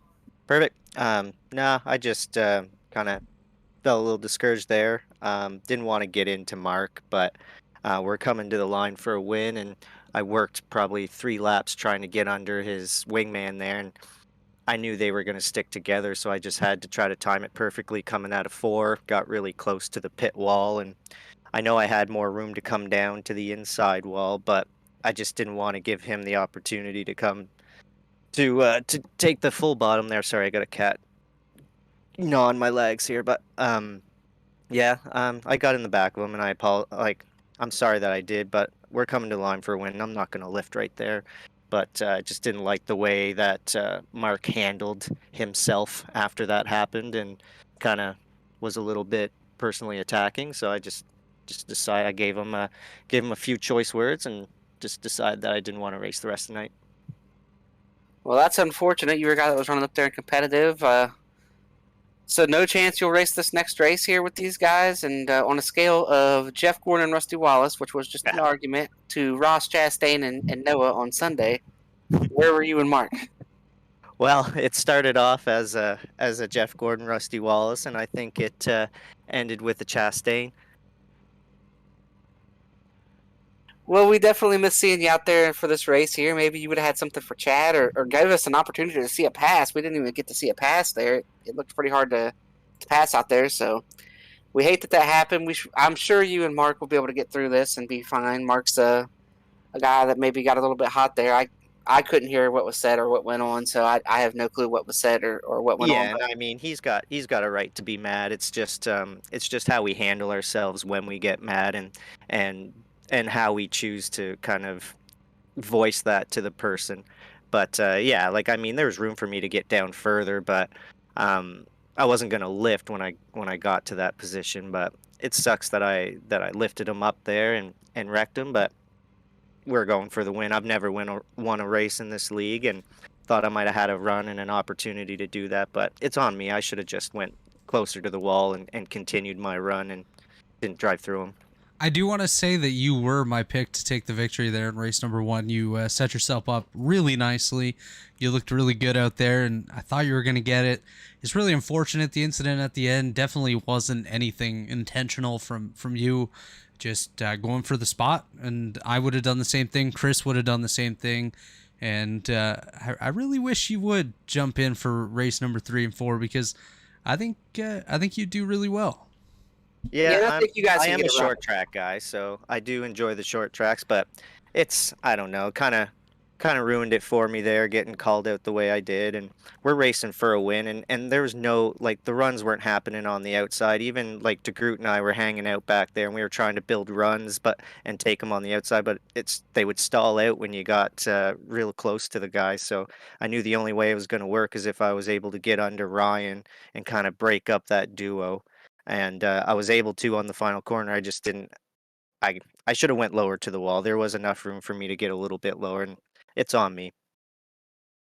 Well, all right, Michael, before we send you out of here and hopefully back to the racetrack here for part 3 of the night, any sponsors you want to thank, shout outs you want to give? Oh yeah, definitely. I want to shout out Mark first and foremost. Mark Rabilis at Rabilis Photography. He's a good buddy of mine. Um, sponsors my car, sponsors this league, puts a lot of money into this league, does a lot of money races in the off season and stuff like that. Super, super awesome guy. You guys got to go check out his Facebook page, his Twitter page. He does everything. He does NASCAR, he does NHRA, he does the NBA, which I heard you guys talking about. Yeah, he was at the Suns game the other night and got taken out by a Koji, and then a fight ensued and kind of hurt his foot a little bit, and he's already kind of dealing with a hand injury. So he's out there beating up his body, and I want to thank you guys for commentating. You guys do an awesome job. All right, Michael. Good luck the rest of the night and the rest of the week there, leading into Thursday, and then all the other elite races. We got Talladega in the Cup car tomorrow night and whatnot. So we look forward to talking to you again here before the end of the night. Awesome. Thanks for allowing me to get a shout out there. I don't get to come up here ever, so I'll take that opportunity to give Mark the shout out that he deserves. Thanks, guys. All right, tell Mark to send Mark up here. We'll interview him later too. Yeah, I'll send him up. He's a good fella. Well, that was Michael Hossack, one of our participants and nearly the winner in race number 1. Chris, now we're going to pull up our race winner from round number 2. Standing by for an interview with you is nobody, because Chad left. Where'd he go? Where'd he go? We were about to talk to everybody's favorite driver there. Well, Chad just left, so it doesn't look like we're going to be talking to Chad Frankenfield at this point. Maybe we'll grab him before race number 3 here. Yeah, he just said he had to run, so really unfortunate. Unfortunately, we won't be able to chat with Chad Frankenfield, but race number 3 coming up here at 8:30. So we're going to go away for about 10 minutes, and when we come back, we'll have Indy 2000 at Lucas Oil right here. Be sure to stay tuned to Elite Racing Network. We'll be back in a few minutes.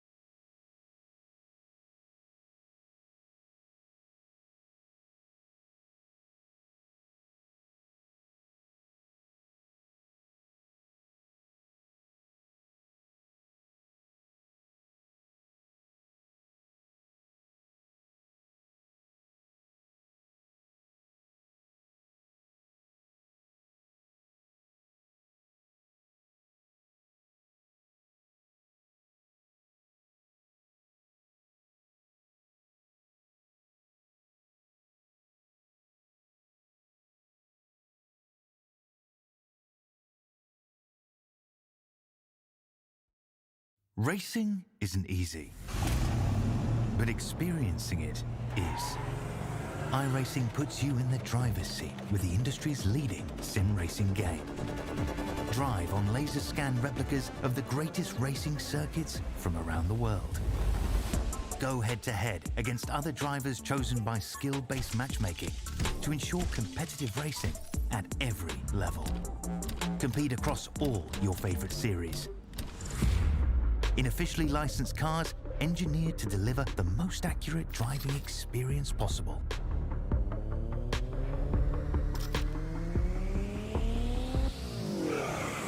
Join a race or host your own with players from across the globe.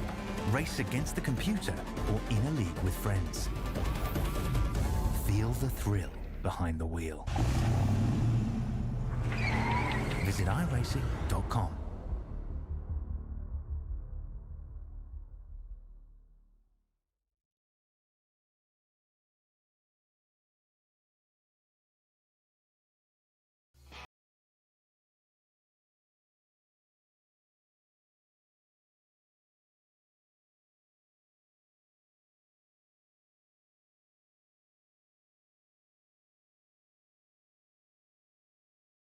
For him or for certain drivers than what we've seen, but we'd like to see a little bit more action this race here and get us closer back to that first race with the lead changes and the passing and just the excitement factor. Yeah, absolutely. Looks like our broadcast went down for just a moment there. You may have missed our introduction, but hey, we're back.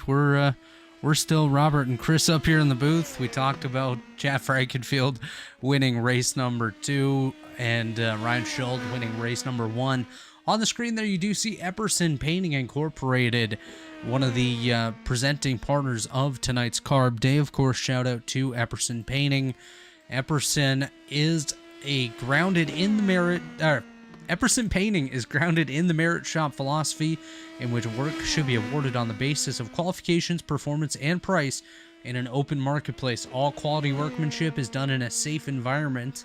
Our client list includes firms large and small in industries as diverse as hotels, hospitals, factories, and retail stores as well. TA Services, of course, we just saw their commercial there on the screen not too long ago as well. Worldwide Technology Raceway, a motorsport racing facility in Madison, Illinois, home to a 1.25-mile oval, 2-mile road course, quarter-mile drag strip, and a state-of-the-art karting facility known as the Kartplex. Check out Worldwide Technology Raceway today. And tonight's series sponsor is Warriors for Peace. Warriors for Peace is a foundation promoting peaceful change in the world to honor the beautiful life of Jack Shockley. Check out warriorsforpeace.org for more information. Chris, as qualifying is just about wrapped up here. Does look like Chad Frankenfield will be back on the pole once again. Butch Davis second there. Mark Murphy third. Colin Kolpka in fourth. Jared Rexing fifth. Nick DeGroot sixth. Chris Walker seventh. Chad Simpson eighth. Ethan Stanley ninth. And Brant Johnson 10th. We'll go through that again in just a moment out there on the grid, as qualifying has now officially wrapped up. And here is our starting grid. Chad Frankenfield driving the number 15 for Little Eagle Racing, looking to take round 3 of Carb Day. Just took round number 1, and now round 2, looking for round 3 now. FBR Motorsports is number 41 of Butch Davis alongside on row number 1. Row number 2, we do see Race First Black Magic Design Little Eagle Racing, number 69 of Mark Murphy, alongside Apollo Motorsports' 06 of Colin Kolpa. Jared Rexing, the independent driver of the number 10, rolls off 5th, with Factor-backed Motorsports number 89 of Nick DeGroot in row number 3.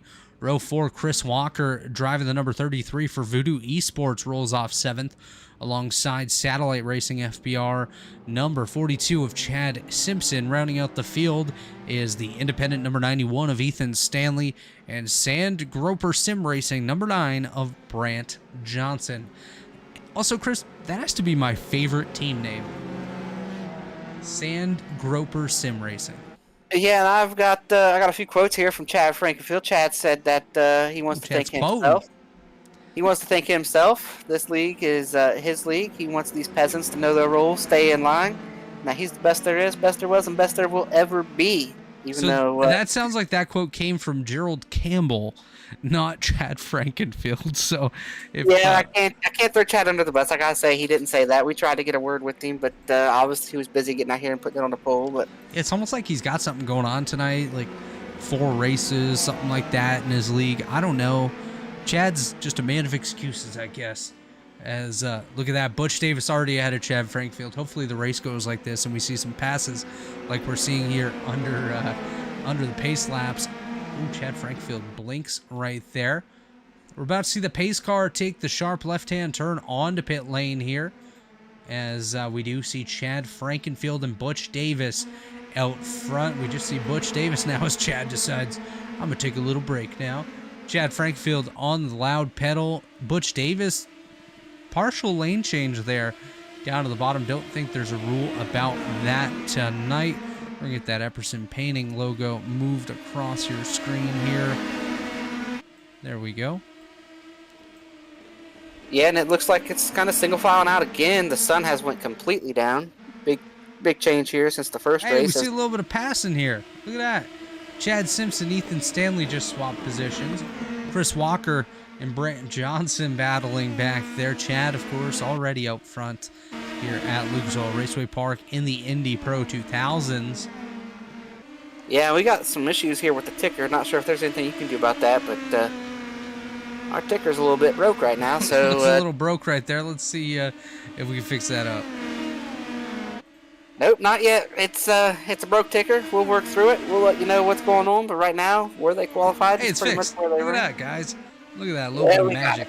Chad Frankenfield ahead of Butch Davis, Mark Murphy, Colin Culpo, Jared Rexing, Nick DeGroot, Chad Simpson, Ethan Stanley, Chris Walker, as well as Brant Johnson, as Jared Rexing down real low right there.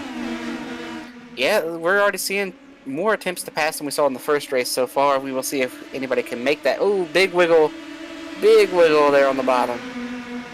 Yeah, that's Jared Rexing on the bottom there. Bright yellow machine. Colin Culpa in the outside wall just briefly. And like you mentioned, we're already seeing more action. In there off of 2 as well. Yeah, we're already seeing more action in this race, Chris, than we even imagined in race number 1. So this is definitely exciting so far. You can see basically from Culpa all the way back to what is Chris Walker. They're all sort of under a blanket, and actually Chad Frankfield about to be challenged for the race lead. Butch Davis chasing him down a little bit here, has cut into Frankenfield's lead, just coming up to the rear gearbox of that number 15 Little Eagle racing machine. The Little Eagle's got to become a big eagle here if he wants to hold off that Butch Davis FBR. Number 41 got to spread his wings and fly. Yeah, it's Jared Rexing back to the a race bottom. for the lead, like you said, but I don't think Chad's moved up to the top just yet to get all the speed out of that car. So we'll Jared's see. really wiggling here, Chris. I don't know if you've noticed it already, but Culpa on the outside. Oh, of he's down on the flat right there. Rexing. He wedged it big time. Yeah, Jared does not look comfortable right now, and that's something that's really important in these races. We failed to mention here at the start of this race, this is a 75 lap event here. Ethan Stanley just got past, now battling with Chad Simpson. He's going to claim that spot back, chasing down Nick DeGroot just ahead. That's Ethan Stanley on the bottom in the 91. Chad Simpson on the outside in the 42 machine. Ethan Stanley going to clear up in front of Simpson. Lock Stanley into P7 now, chasing down the 6th place Nick DeGroot. There's Jared Rexing. He's gotten in line behind Colin Culpa. There's Mark Murphy looking for redemption from race number 1. Already looking better than he did in race number 2, where, the pace wasn't really there for a lot of guys. I think it had a lot to do with the handling of the race car. And now, of course, we are under the lights here at Lucas Oil Raceway Park, and that will make a big difference. We didn't actually look at the track temperature, but track temp 72, so not too different from race number 2 out on the circuit. And what I'm seeing here too, Mark got a better qualifying lap this time. He's got you more track position, but Mark's That's also right. got a lot of cars right behind him who I think are probably a little better than him, and they just can't make the pass. And I think if one gets through, they all might get through. So Mark's got to be very smart about how he moves around the racetrack. It'll definitely be a freight train effect here, Chris, as you see Nick DeGroot holding off a charge here by Ethan Stanley. That's for position number 6, but it'll most definitely be a freight train effect where you move up to let one guy go, maybe not even by choice. He's just able to get his front wing underneath you and push his way through, and you're going to kind of have to give way to everybody, which Mark's hoping he doesn't have to do here, hoping to be able to hold off Culpa, which as of right now he has been able to, with Culpa now getting pressured again by Jared Rexing. Culpa in the wall. There's contact. That might have broke something on the front of Jared. We'll have to make sure and keep an eye on that. I was kind of worried it might not turn down to turn 1. I just called him Gerald, but I think Jared is okay. Jared, did I say Gerald? I'm so sorry. No, I said Gerald, actually. Oh. So I am so sorry, as per Chris Wright. Yep, that's right. It looks like it didn't break it, though. He still turned. I was worried that he might not turn when they got down to the corner. You know, not because he was going to wreck somebody on purpose, but just if it was broke there in the right front, I was worried that he'd get down there and it would just go straight, but it seems okay. So, Chris, of course, for those of you just tuning in, this is the Epperson Painting Carb Day here. It's a bit of an appetizer before the buffet gets going on Thursday night with a Revilis Photography 500 at the Indianapolis Motor Speedway. I will have the call for that race alongside Johnny Thomas. Mark Janes from the what we'll call the Open Wheel Radio Network is going to join us as well. Dave Huckleberry will be offering some production support for that event as well. So thanks to those guys, and thanks to you, Chris, for being with me here tonight to bring some great racing action to those wonderful viewers at home. And that's something that they're not really able to do on Thursday, is view the race because of some iRacing regulations that unfortunately doesn't allow us to show the cars. But we have a great substitute for that with some radio-style broadcasting, and it's gone really well so far. So hopefully you tune in 7:30 p.m. Eastern Time Thursday night right here on the Elite Racing Network. We're watching a battle right now between Ethan Stanley, Nick DeGroot, and Colin Culpa. Stanley to the bottom of Culpa, looking to move his way up into the 4th position. Culpa's done a nice job on the high side. He's gotten the wall a couple times, but still able to show his muscles there. Strength is pretty good right now for Culpa as Stanley continues to charge on the bottom. Here, these guys are right up on Mark Murphy, and they've fallen off after Culpa hit the wall and had contact with Rexing. I think that has really hurt Culpa's car, and he is just holding on for all he's got right now. And 50 to go still. I don't know if he'll be able to keep all these guys behind him for 50 laps. Yeah, it's definitely going to be hard. As you see Mark Murphy, he's pulled away, like you mentioned. Colin Culpa, about a half a corner back. Ethan Stanley, Nick DeGroot. Chad Simpson just made a pass on Jared Rexing there. As you can see from our Dave Huckleberry piloted drone camera here, Jared back on the flat, nearly goes around, as now Chris Walker goes to the inside, having to dodge the Jared Rexing machine. There's definitely a lot more action in this event than we saw in race number 2 of the Epperson Painting Carb Day here, but same story as round number 2, though. Chad Frankenfield dominant early on. Yeah, and I think running down the track has helped him with some tire wear. I don't know how bad it's fallen off. Probably not too terrible, but just a little bit, and maybe running down there saved it just a little bit, but he is starting to stretch this out, as Davis had gotten to about 2 or 3 car lengths behind, and now Chad is just constantly beating him by just a little bit and has stretched it back out to right at a half a second at this point.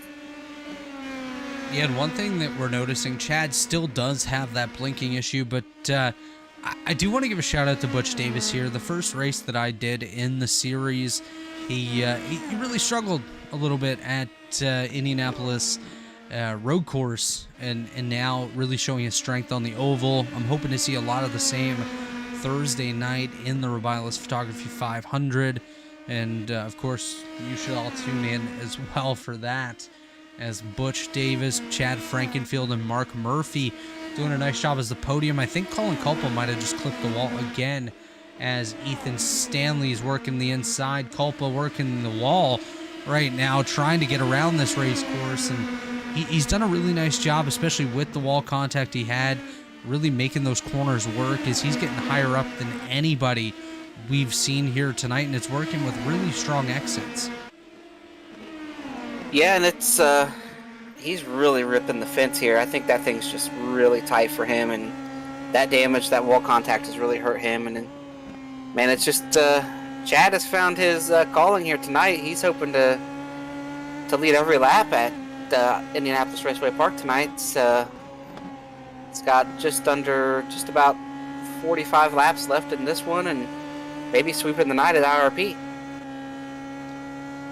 Yeah, and we just did a lap on board with Colin Culpa there, and you could hear him kind of lifting and potentially shifting in one of the corners there. Chad staying off the throttle a lot longer, letting the car kind of coast through the corners. And I think that's a big thing that's helped Chad. He's now got nearly a 1 second lead over Butch Davis. Butch Davis has 2 seconds on Mark Murphy. Murphy has 2.5 seconds. Back to Culpa, who just got the wall again. Here's Ethan Stanley to the inside. Nick DeGroot hanging just behind them, as well Chad Simpson, Jared Rexing, Chris Walker. Rexing got the wall there once again. Culpa's really holding these boys up, though. He has really lost the handle. Every wall hit is making it worse. It's pushing so bad, though, after the one before, that he gets up there and it pushes a little more, and he's really struggling. I think Ethan's probably going to have to do something that maybe not accustomed to in these cars, but if you want to take the spot, you kind of got to probably drive down in there, slide up in front of him, and hope he chooses not to run into the back of you, because at this point, without a caution, though, their shot to win is probably over. They are losing chunks. They're over 6 seconds behind the leader now at this point. Absolutely, and Chad Frankenfield last time by, his lap time was a 19.68, so these guys are about a third of a lap down. Don't think they'll go a lap down at any point unless something catastrophic happens, but Chad Frankenfield just really being able to pull away again. And I do want to give a shout out to Little Eagle Racing. Those guys are 2 for 2, as Nick DeGroot grabbed a big piece of the wall there. As I was mentioning, Little Eagle 2 for 2 tonight here in Epperson painting Carb Day action. Yeah, and Ethan's really trying hard to make this happen. He just can't quite do it.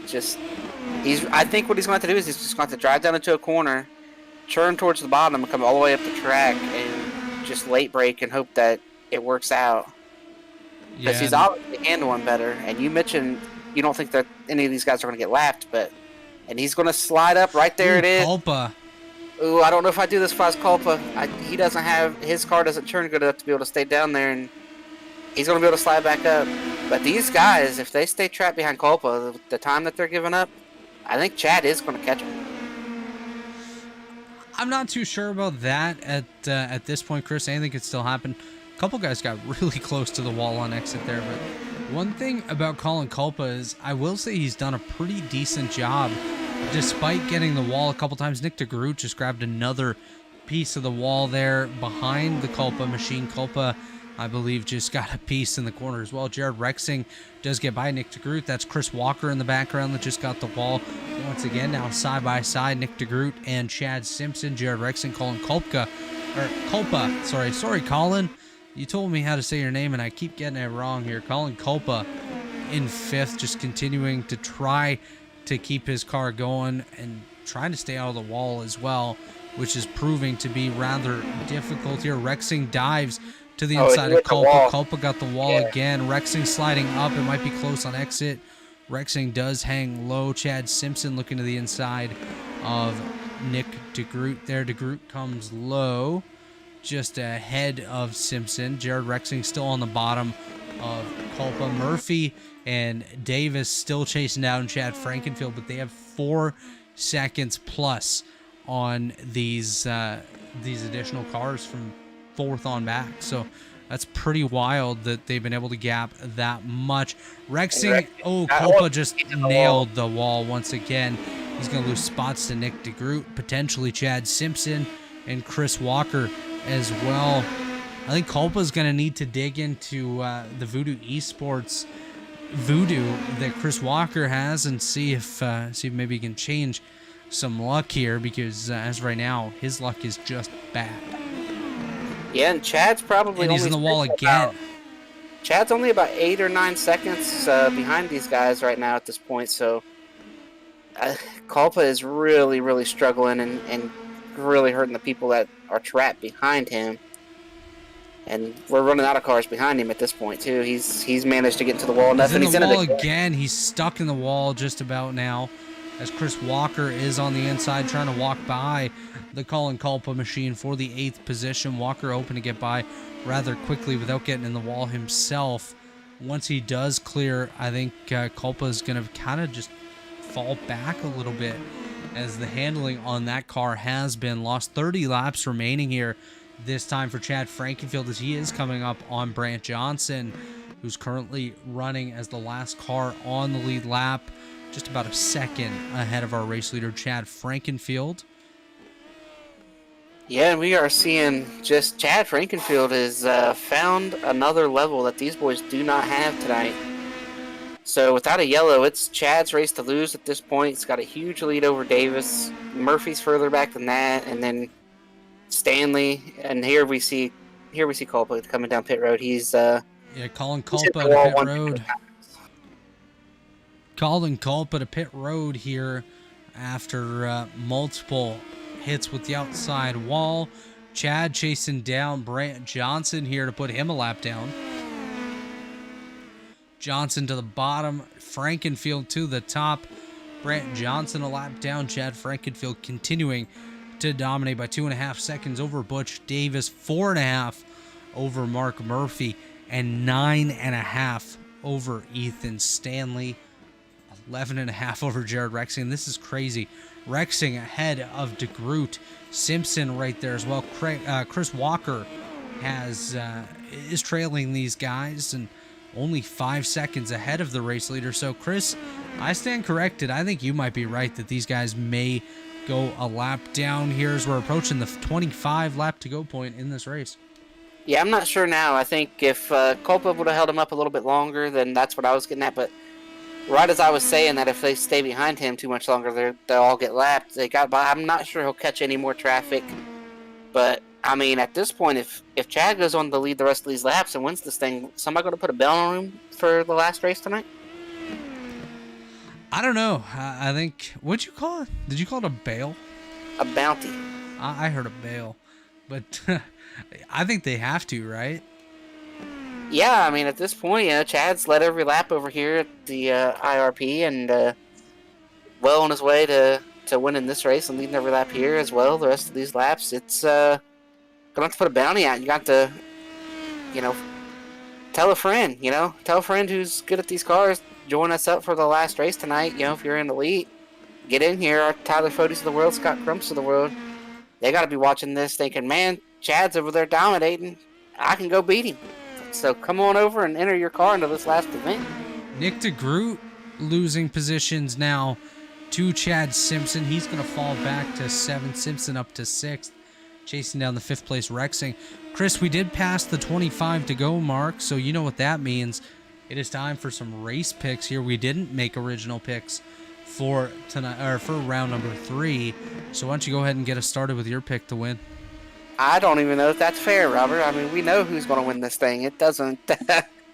Well, make a pick anyways.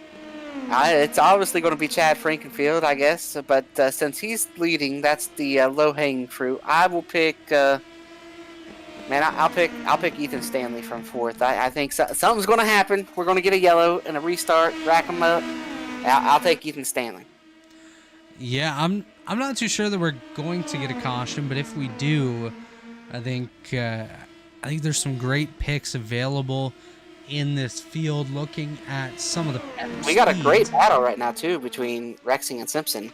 Yeah, we have not left this battle whatsoever, as these guys are very speedy out on the racetrack. I don't think I can move too far from the top position there in Chad Frankenfield, so I'm going to go with Butch Davis, the FBR number 41, just to kind of stay towards the front. Yeah, it's just, don't want to pick the low-hanging fruit, right? Like, it'd be easy to pick Chad. He's led all this Oh, laps. 100%. And the chances are Chad is going to win this race by about 5 seconds over Butch Davis. But I think you kind of have to go with somebody else. Chad would appreciate us picking someone else as well, just because of the commentator's curse that does exist. And I've unfortunately picked you before, and you've opted to go and wreck right after. So Yeah, but I still came back to finish 5th, so it wasn't all bad. yeah, I mean, you're right. But as we sit here and look, like you said, I don't know he's going to get it out the... He's sitting at 3.5. Chad might be managing now. Because now I'm thinking, you're right, he's going to get maybe close to these guys, so he might be managing the gap and saying, I don't want to get to this traffic. He's on the same straightaway as Chris Walker, and Chris Walker is just behind Nick DeGroot and Jared Rexing. So, I mean, it's a double-edged car sword. here. Chad might be thinking, I'll save my stuff here, lay back so I don't get into this traffic. I don't think he can save for 15 laps, Chris. Or he might be thinking, man, I could lap all the way up to 5th place. Wouldn't that be awesome to lap all these guys? That would be crazy. Which one sounds more Chad? Have me lap all the way up to 5th, or let me sit here and not get caught up in this traffic? Chad doesn't like just sitting there at any point in time. As we know, he's kind of known for 3 wide moves and whatnot. Also, Chad has to come for an interview if he wins this race. I tried to get him to come back for the last one, so now, yeah, he's got to come for this next one. He owes it to us. And we have sent out some interview requests for other people tonight. We looked for Mark here, Mark Rebellis. We looked for Mark Murphy. We sent out some requests. These guys are choosing not to come up here and talk to us, so... Yeah, if it was Dave or Alex up in the booth, I think maybe they'd come up here, but knowing it's us, I guess not. Nick DeGroot is right ahead of Chad Frankenfield right now, and that is not a guy I thought we would see lapped in any of these races out here tonight in the Epperson Painting Carb Day. But anything can really happen, and you look off the nose of Chad Frankenfield, that is Nick DeGroot, Chris Walker, and Jared Rexing right ahead of him, as well as the rest of the cars outside of the top 4. So we're about to see some lap traffic. This is where things might get interesting too. Yeah, if I was Chad, I probably wouldn't even catch these guys. You got 4 seconds, dude. You're not going to give that up, but... Chad Frankenfield goes by Nick DeGroot. Now has his eyes set on Chris Walker and Jared Rexing just up ahead. 10 to go, Chris, for Chad Frankenfield in that NOS Energy number 15 machine. Of course, Chad dominant tonight. Yeah, I mean, I think he was so frustrated after that first race that he got left out of the draft that he said, I'm going to show these boys how it's done. Chad looking to the inside of Chris Walker here. Oh, that was close. That's Brant Johnson right there. Yeah, that's not... If you're Chad with this big of a lead, it's not something you want to see. Let's see if this lap is... 3 wide. Oh, we're 3 wide. This is why if I was Chad, I would have laid off. I would have never put myself up here and around these boys in the spot. Wow, Chris Walker, Jared Rexing, we're side by side. Brant Johnson back to pit road for those keeping score at home. Chad's on the inside now of Chris Walker, now inside of Jared Rexing. He's going to clear both of them, move Chad Frankenfield just ahead of them on the racetrack. He is still the leader by quite a bit. Next up is Chad Simpson, who's just about a second ahead. We have a battle here. Jared Rexing, Chris Walker nearly had contact. Racing hard, and this is for what position? 6th position. Oh, Jared Rexing hard in the outside wall, back in the outside wall again. So Rexing definitely feeling some uncertainty in that race car. 5 to go for Chad Frankenfield. He will likely lap Chad Simpson here. Maybe not, actually. Chad Simpson kind of maintaining a little bit there ahead of Chad Frankenfield, but Frankenfield's done a phenomenal job. Slowed down a little bit. He's given up a half a second here in the last few laps. I think Chad has basically said, you know what? I scared myself a little bit when my spotter said 3 wide with those lappers. I might just sit here and not try to catch this next guy. Yeah, absolutely, Chris, as we see Frankenfield just absolutely tearing up the racetrack. We are about to have a battle for second, it looks like, though, as Butch Davis and Mark Murphy are right on each other's rear wing. So here comes Murphy. Yeah, with Nick DeGroot just below them here. We're going to watch this battle here. Chad Frankenfield is quite a ways ahead right now, as Murphy looking for an opportunity to get by Butch Davis here with just 2 laps to go. The popsicle sticks in the air now for second and third place cars. Davis and Murphy as they go by Jared Rexing on the bottom there. I don't know that Murphy's going to have the chance to get by Butch Davis here for that second spot. Here comes Chad Frankfield, white flag in the air once again, 4.5 second lead at the white flag for Chad. We saw much of the same in race number 2 for Frankenfield, and looks like it's going to be the same. Here's Mark Murphy coming very quick on that rear end of Butch Davis. Chad Frankenfield off of turn number 4. They're going to pick up race number 3 in the Epperson Painting Incorporated Carb Day. Butch Davis second, Mark Murphy third, Ethan Stanley coming around to finish 4th here. It'll be about 5 minutes, and here comes Chad Simpson to finish in the 5th spot. Chris Walker 6th, Nick DeGroot 7th, Rexing 8th, Brant Johnson 9th, Colin Culpa in 10th. This here comes Chad Frankenfield to celebrate his victory once again. Yeah, now that's 2 for 3, 2 out of 3 for Chad. And, man, he's led every lap over here at the short track so far. Just an absolute butt whooping here on these boys. Yeah, My Chad's whooping it tonight. Yeah, as proved to be good. Like, these peasants got to stay in line, I guess, huh? Know your role. Chris, we're going to watch the waiting room here, and if Chad jumps in, we're going to take him right away, as we don't want him to run away this time. But taking one final look at the results, of course, Chad Frankenfield, Butch Davis, Mark Murphy, the podium, Ethan Stanley, Chad Simpson, top 5, Chris Walker, Nick DeGroot, Jared Rexing, Brant Johnson, and Colin Culpa round out the 10-car field here in race number 3 of the Epperson Painting Incorporated Carb Day. We have a couple guys standing by in the waiting room. Why don't we go ahead and pull up Mark Murphy now for an interview with you, Chris? Actually, we'll pull Chad first, just to make sure we get this done. Standing by with Chris Wright, race winner, Chad Frankfield. All right, Chad, we tried to get you with that first one. We know you're everyone's favorite driver. So talk to us a little bit. I guess it's fitting that we get to talk to you after the third one. That way you can talk about both races and how you have led every lap over here at IRB. Yeah, it's been a fun night, that's for sure. Yeah, how challenging is it for you? Is it just the way the cars are that the track position means a ton? We saw in the first race, it was pretty hard to pass. I don't think we had a single pass after the second lap, and then in this race, it looked like we had some passing, but it maybe some guys who are really struggling. So is it just super hard to pass out there in these cars? The USF 2000 cars are just, you're going probably 126 on the straights, and then maybe you get to like 112 in the corners. So that's just very line sensitive, and that's why qualifying, if you can get the lead, you're going to take off. These cars vastly different. You're going 136 to like about 110. The biggest thing with these cars though is the tire fall off is pretty big.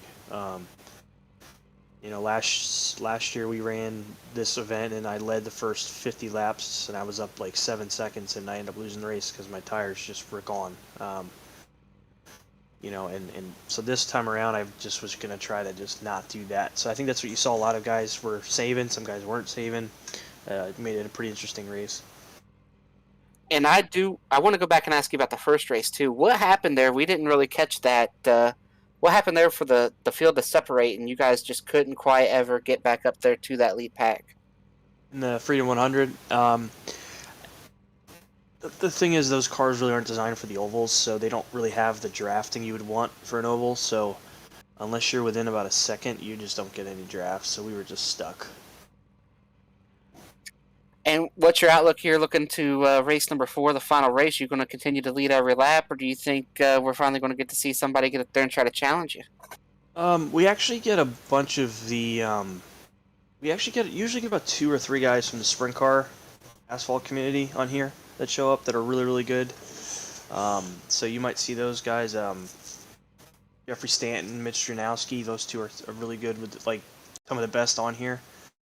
So we'll see if they actually show up or not. But we'll see. These cars are a handful. I mean, these are so much fun to drive, but they're just such a. I mean, you're going about 850 horsepower with a car that weighs like nothing. So, yeah, it should be a fun one. Thank you guys for sticking it out in the booth. I know it's a long day,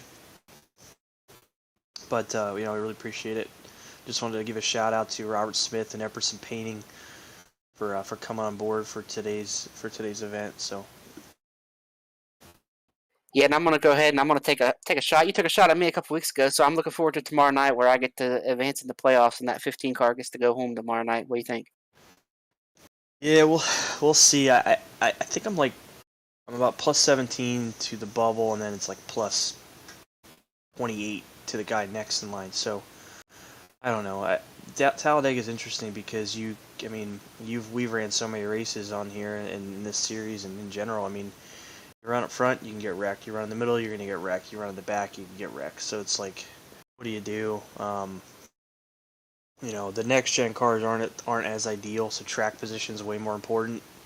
Where the Xfinity car, you can be 30th and up to the top 5 in a couple laps. So we'll see how it goes. I mean, it's going to be fun. Talladega is always interesting, and it's a little bit longer of a race. I mean, it's 250 miles, so you're going to have potentially multiple pit stops, and we'll see. It's going to be fun.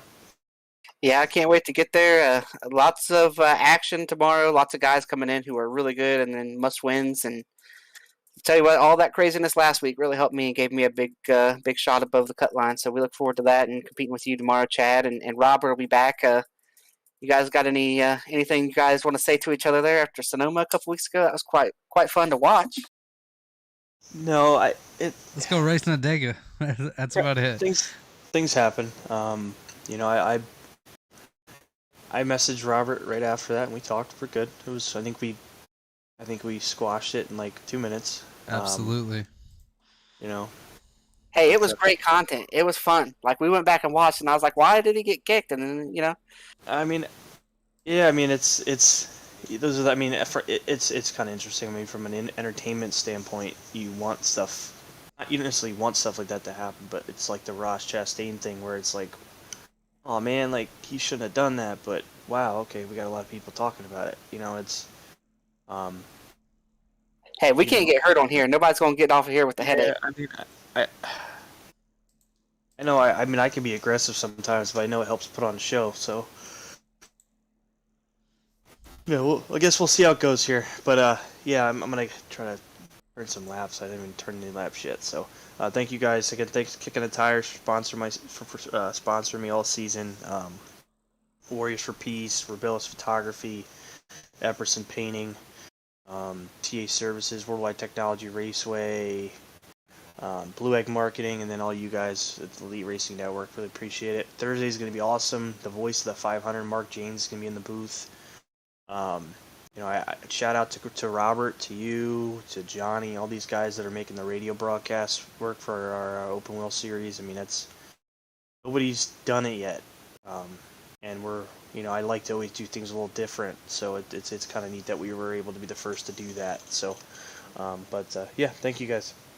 All right, Chad. Congrats on race 2 and 3, and we look forward to watching you in race 4. Good luck out there, and maybe you'll get to come back and talk to us again when the night's over. Yes, sir.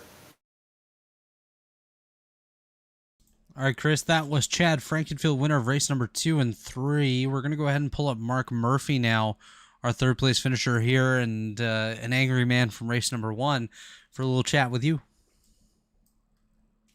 All right, Mark, thanks for coming up here and talking to us. This race here, race 3, went pretty well for you. A little bit better than the first race. Talk us through your night there, these 3 races, and what you expect here out of race 4.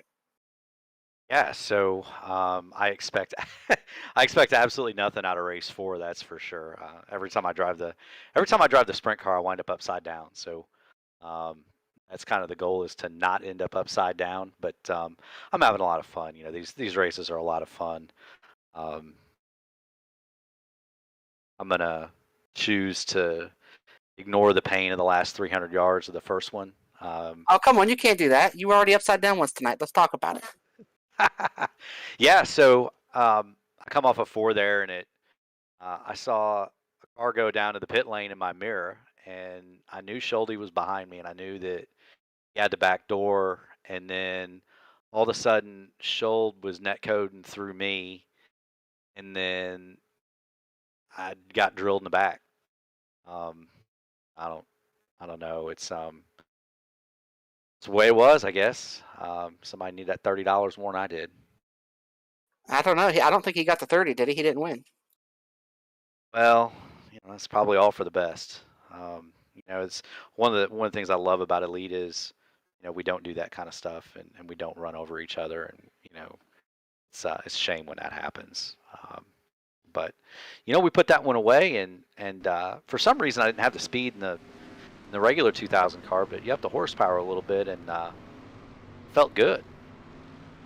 Felt real good. We had a lot of tires. I was talking to Butch. I said, man, if this was the Freedom 80, I think I'd have had him. Just because I think he burned his right front up a little bit more than I did, and we were just kind of cruising behind him, waiting. It seemed like we had a lot more speed on in the middle and off, and man, if it had been a Freedom 80, I think I'd have got him. But third's good enough, and Little Eagles 3 for 3 tonight, and I got to thank Race First and Black Magic, and we're having a lot of fun. Yeah, these races have been, I ain't gonna lie to you, the second one wasn't too entertaining. This third one, I mean, it was better than the second one, but after that first one, it wasn't nearly as competitive. So we're hoping here in the sprint car race to see some sliders and some crazy racing and some good racing. We'll probably increase that flip count because, you were one. But, I mean, I don't know how much of it you've seen. There was 3 already upside down, so our flip count was 4 after the first race, so... Well, we'll have it. If you've got 5 cars in this one, you're going to have 4 of them upside down, I guarantee it. I'm not a very good sprint car driver. Matter of fact, this is the only time I race a sprint car on pavement. I do this once a year, so we're gonna have some fun. And all credit to Chad and the admin team and you and Robert for putting this on. It's a lot of fun, Chris, and yeah. Now, I will say, I tried to get you to talk about Michael a little bit right here, but I will say this. Michael came up, he took blame, but he said he wasn't, it was the last lap, and he thought, he could get down there and had more room to the bottom. He could have went a little further left, and he took blame. It's not necessarily what you want to hear, but he did come up. He didn't come up here and say Mark wrecked us or anything. He did come up and give an interview and took full blame for the incident. Yeah, I mean, when I was upside down watching the race that I led for 34 laps or whatever it was, evaporate in front of me, probably wasn't the best time to say something. But that he's a stand-up guy, and I like Mike, and he's a good dude, and we'll talk about it. But Mark, we will let you get out of here, get ready for the sprint car race, and before we send you there down into that sprint car, are there any sponsors you want to thank, shout-outs you want to give? Yeah, man, I gotta thank Ryan Schold first of all for guarding the rear for that entire Freedom 100. 300 yards from pay dirt. Little Eagles 3 for 3 tonight, so that's an awesome stat. We've got all 3 wins. We've got I think 4 podiums now. So that's a heck of a good night for the team. I got to thank my sponsors, Black Magic Designs. Go see Andy and get your paint worth 2 tenths. And if you're ever bored, you can look up the old redacted car races on Race First. They're still up. There's some good racing to be seen, and Gary and Matt and the gang over there really appreciate it. So y'all have a good night. Talk to Butch, and you'll see me upside down here in about 23 minutes. All right, Mark. Good luck with this next race, and congrats on the way you ran tonight. I know you didn't get to finish in the first race, but you've had a solid night running. So good luck here in race 4. Yeah. Hey, thanks, man. Y'all have a good night too. I guarantee you ain't going to talk to me after this one, but y'all have a good night. You're doing a heck of a job. I appreciate you. Talk to Butch. All right, now we are joined by Butch Davis. Butch, take us through your night. 3 races down, 1 to go. So talk to us a little bit about those first 3 races and what's your outlook and what are you looking to get out of race 4 here? First race started out well enough, qualifying on pole, and I just wanted to lead a lap. So, I kind of pushed hard, get that first lap led, and then just kind of lifted. I dropped to the back. I was back there with Nick DeGroot, a guy I've raced with before, and I trust very, very much. And unfortunately, there was a little bit of net code, but a little shaky drive in there in the middle. I think it was like lap 5. Just caused some mayhem and wiped us out. That pretty much ended that race. Second race was you just couldn't do anything. Basically, once the race started, where you were is where you were. So there's really not a lot of excitement in that one. And then this race, I tried to put a little pressure on Chad Frankenfield, and I got close a couple times, got within 2/10 a couple times, and each time I would wash the front when I got a little bit of the dirty air, and kind of had the inkling I wasn't going to be able to get around him anyway, at least not cleanly, and I don't race like that, so I just backed up. Backed up a little more than I wanted to, but I backed up to get out of his dirty air, just try to have clean track and basically manage it to P2. Hopefully saving a little something in case we got a late yellow. Never came. Mark put some pressure on there at the end, and it was just basically managing and holding him off. It's fun stuff, though. Yeah, and you mentioned the wreck there early, and then, so what's the outlook here going into the sprint car race? A lot of these guys have already said they don't have any real experience in sprint car, and what are you looking to do here? Are you thinking you're going to be able to win this thing, or are you in the same boat as them, as not knowing a whole lot about the car? I was going to run this race, but I actually have another league race. I'm running the trucks at Mossport of all places tonight, and I definitely need all the practice I can get for that. So I will be missing the sprint car race, unfortunately. I'm by far not a good dirt driver, so trust me when I say nobody's missing out on anything with me. Well, I got good news for you though. It's an asphalt sprint car. It's not a dirt sprint car. Oh Lord. See, I didn't even know that. See, it's going to be exciting. You're missing out, I mean, what's going on? I think you got to unload that sprint car and stick over here. What do you think? I mean, I got about an hour of practice left for this other race that I got to do. I mean, if I can squeeze it in, I'll squeeze it in. I mean, it is what it is. Chad, too. He's led every lap over here at the short track tonight. And, we need to do something here. Bounty, something needs to happen out here so somebody can go up there and pass Chad. I'll have to talk to my teammate Chad Simpson. See what we can work on here. Well, all right, Butch. Congrats on the way you've ran tonight. Had a great P2 there in that race number 3. Good luck here in race number 4 if you do race it. If not, good luck over at Mosport, and hopefully you can get the win over there. Thank you. I just want to send a quick shout out to all my teammates at FBR Motorsports, FBR Simrake Accessories Creation Studio. Personal sponsor for our team is SimMotion. And say hi to all the guys at Sim Racers Edge, and go check Justin Wilkinson out at Sim Rap Market.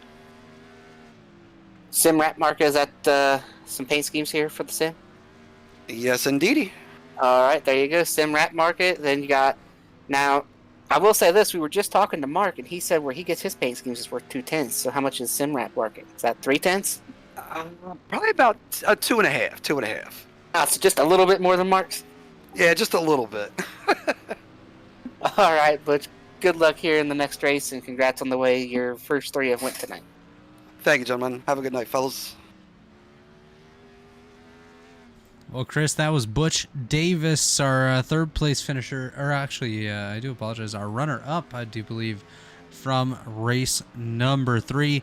We're going to take a 10-minute break here. When we come back, we'll bring you the final race of the night here. It's Epperson Painting Carb Day on the Elite Racing Network. We'll be right back. Racing isn't easy, but experiencing it is. iRacing puts you in the driver's seat with the industry's leading sim racing game. Drive on laser scan replicas of the greatest racing circuits from around the world. Go head-to-head against other drivers chosen by skill-based matchmaking to ensure competitive racing at every level. Compete across all your favorite series. In officially licensed cars, engineered to deliver the most accurate driving experience possible.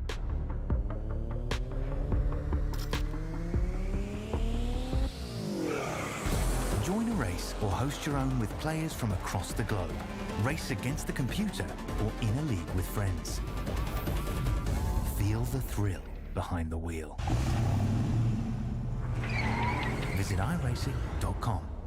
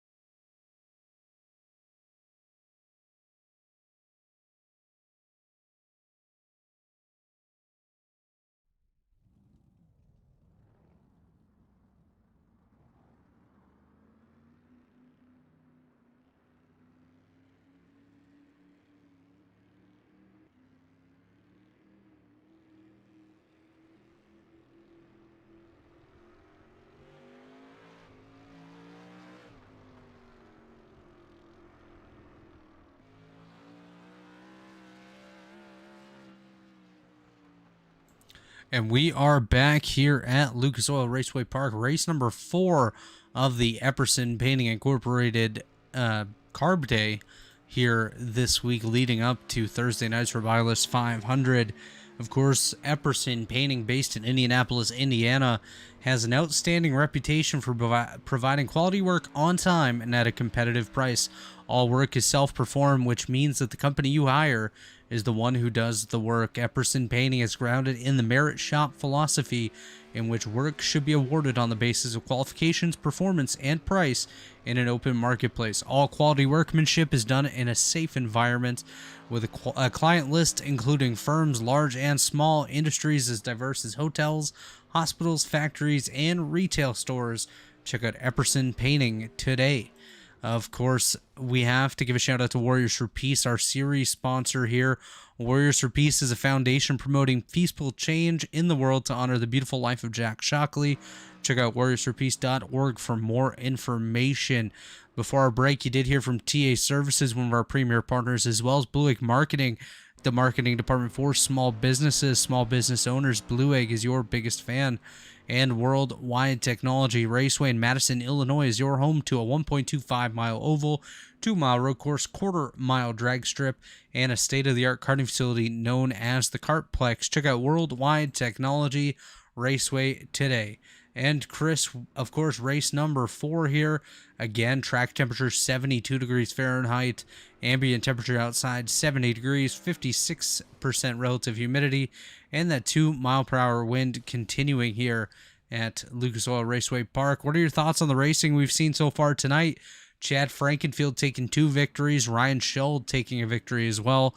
All 3 victories for Little Eagle Racing. Yeah, I thought the first race was really competitive. It was a lot of fun to watch. Race 2 was the exact opposite. And race 3, we've seen some competitive racing in the middle of the field, but up at the front, we saw a lot of the same things we saw in race number 2. And here we go for race 4, which is something that I'm excited about watching to see how this goes. The sprint cars here, asphalt sprint cars. I think we might add to that flip count. We're currently sitting at 4, all in the first race here. So I'm excited to see how this goes, see what happens, and see how these guys are able to drive and maneuver these things around this short racetrack. Yeah, absolutely. And Chris, it does look like we got your name corrected there on the race information tab. So that's definitely a positive here heading into race number 4. Yeah, it looks great. Yeah, that is exactly how your name is spelled. And of course, qualifying about a minute and a half remaining here. And on the front row as of right now, 2 asphalt sprint car veterans in Mitch Drunowski and Jeffrey Stanton, currently 1 and 2 on the leaderboard. 3rd, Ethan Stanley. 4th, Chad Frankenfield. 5th, Colin Culpa, who we're going to talk to a little bit later tonight.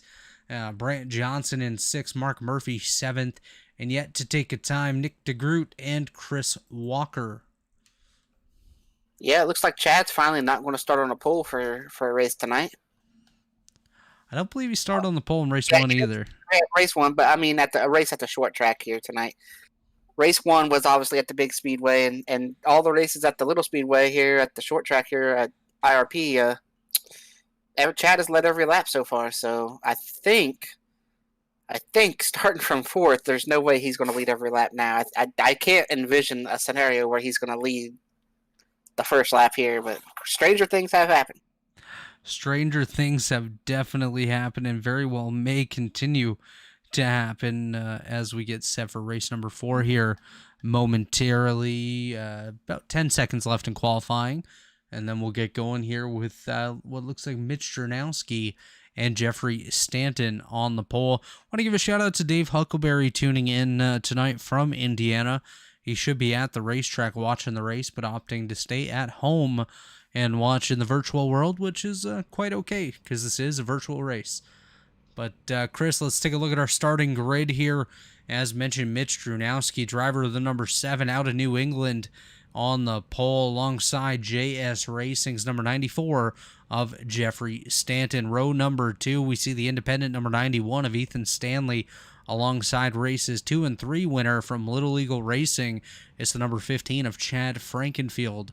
Row 3, rounding out the top 5, Colin Culpa in the number 06 for Apollo Motorsports alongside Sand Groper Sim Racing, number 9 of Brant Johnson. Race first, Black Magic Design, Little Eagle, number 69 of Mark Murphy, joins Factor Back to Motorsports, number 89, Nick DeGroot on row number 4, with Chris Walker, driver of the number 33 Voodoo Esports machine, rounding out what is a 9-car field here tonight at the Indianapolis Raceway Park, or Lucas Oil Raceway Park as it's known now, as you do see the field lining up there.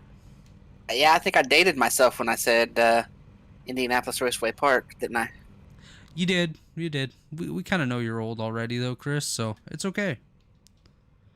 But yeah, I'm gonna go ahead and say this right now. Chad Frankenfield is able to lead the first lap over here. As soon as this thing is wrapped up and his obligations to a leader done for the night, he needs to go buy himself a lottery ticket, because it would be absolutely incredible if he could lead this first lap and every lap after that from P4 here. So, Chris, it does look like only 8 cars are going to take the call here for the formation lap out on the racetrack. We'll see who has opted not to join us here momentarily. Does appear to be Chris Walker will not start the race tonight. So, as you can see here on the front row, Dronowski and Stanton will lead the way here. Row 2, Ethan Stanley, Chad Frankenfield. Kind of just looking through here for you folks at home. Colin Culpa, Brant Johnson. Ooh, Johnson has a nice flow machine. Mark Murphy on the inside, Black Magic 69. And there's Nick DeGroot with the classic iRacing livery on that sprint car. You've never seen these cars before, Chris, is that correct? That is correct, but I just had a great idea. This is something we need to work on. We're 6 months out, because this will happen again in B season.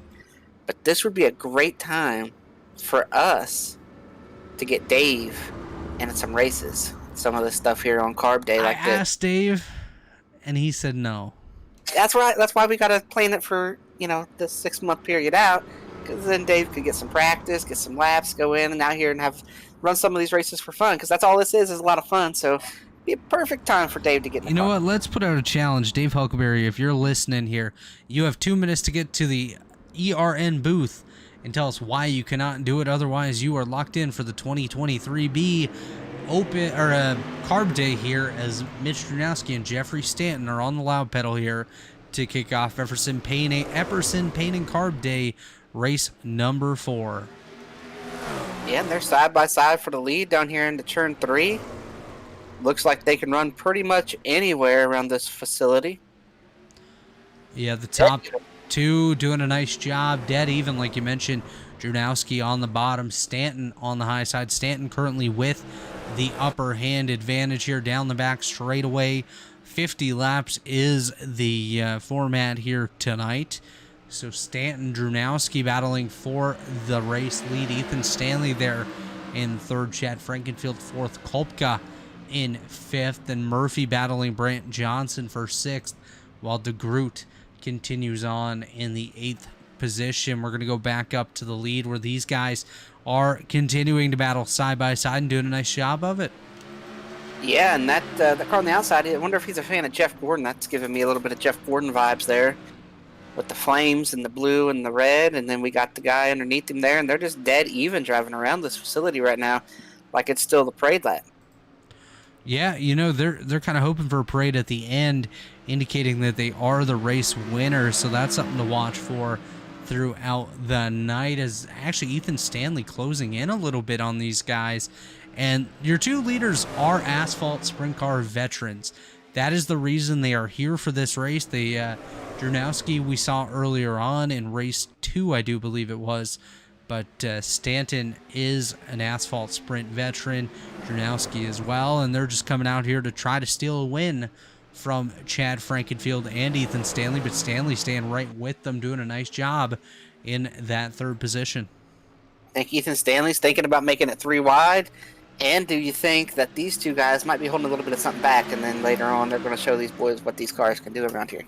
No, I don't think they're holding anything back right here, Chris. I think, Brant Johnson to pit road, folks. Here he comes in his number 9 machine. Sorry, as Johnson does enter pit road. Drunowski, Stanton up front. No, I don't think they're holding anything back, Chris.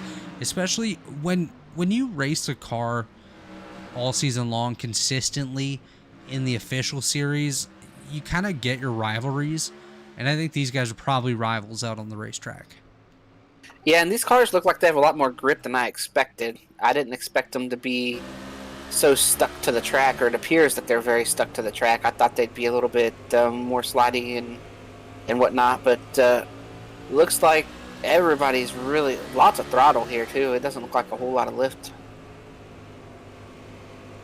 Yeah, they kind of let it coast a little bit in the corners, but other than that, they're just hammer down, and you can hear it too in this in-car shot. Yeah, that's kind of why I got quiet over there in the middle of 3 and 4. I was listening to see exactly how much he lifted. But yeah, just a whole lot of throttle time here. And just these two side by side every lap. This is incredible. We have not been able to see this at all over here on the short track just yet. Yeah, they've done a phenomenal job out here thus far. Also back in the third position, side-by-side battle, Chad Frankenfield, Ethan Stanley battling there for third, as we mentioned, and doing a nice job of it. Battle in the rear as well. Kulpa. I keep calling him Kulpka, but it's Colin Kulpa battling with Mark Murphy here. Nick DeGroot kind of on an island of his own back there. Kulpa in the outside wall just about. He is not going to be a fan of this place as he goes for a bit of a slide through the corner. Yeah, it looked like he really struggled for grip right there. I was talking about how much grip everybody looks like they have. He's wondering where it's at. Yeah, like I mentioned, we do have an interview lined up with Colin Kulpa after tonight's race, so we'll have a chance to talk to him about his feelings of Lucas Oil Raceway Park, and I don't think he's going to be thinking too highly of it as these guys continue to trade the lead. It's Drunowski, then it's Stanton, then it's Drunowski, then it's Stanton. Soon it's going to be Chad Frankenfield. Is Frankenfield closing in? And Chris, don't even ask me the question. You know he's going to go 3 wide. My question is this. Do these guys know that Chad takes every 3 wide opportunity? I think everybody knows what Chad Frankenfield does out there. It looks like Ethan has fallen off a little bit here too. Ethan Stanley has fallen back and losing a little bit here.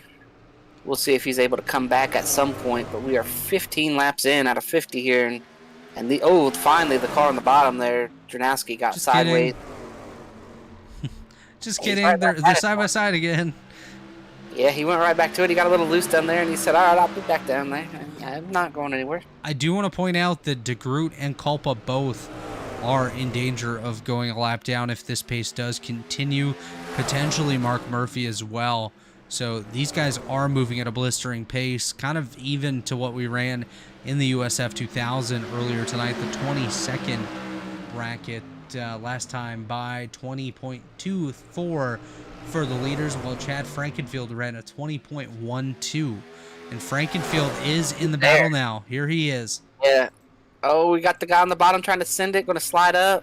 The guy on the bottom, Mitch Drunowski. Oh, and he's sideways off of... and there's Frankenfield into the rear of Stanton. Or I apologize, that's Drunowski that Chad hit. Yeah, they got some wheel-to-wheel contact, and they just kind of drove over each other, so it might be all right. There might not be any damage on either car.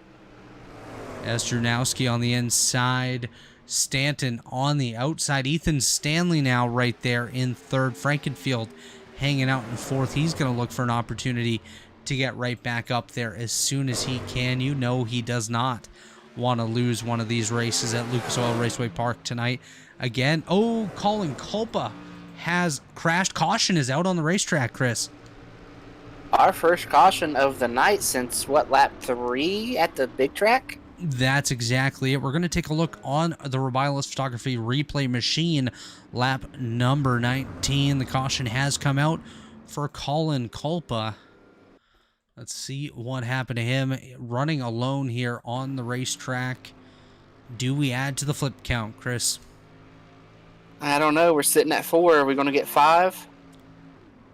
Oh, that looked like a guy who was just done. We do not. Let's go on board with Colin Kulpa here. Yeah, that looks like a guy who's just done with it. He just said, I'm done.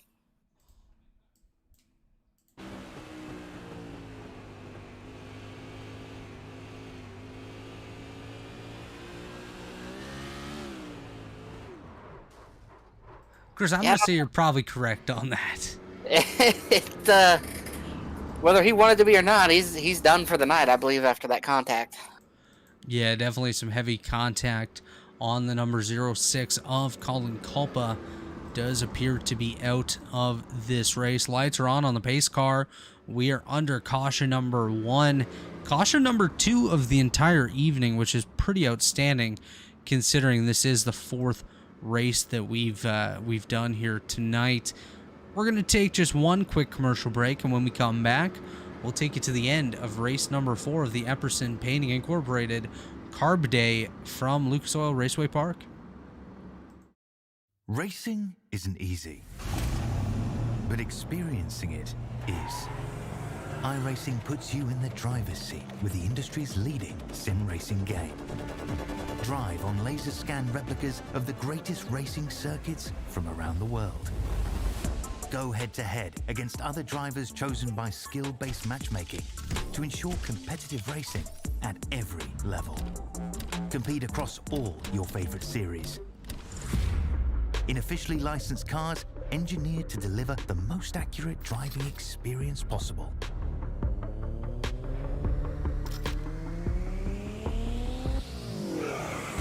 Join a race or host your own with players from across the globe. Race against the computer or in a league with friends. Feel the thrill behind the wheel. Visit iRacing.com.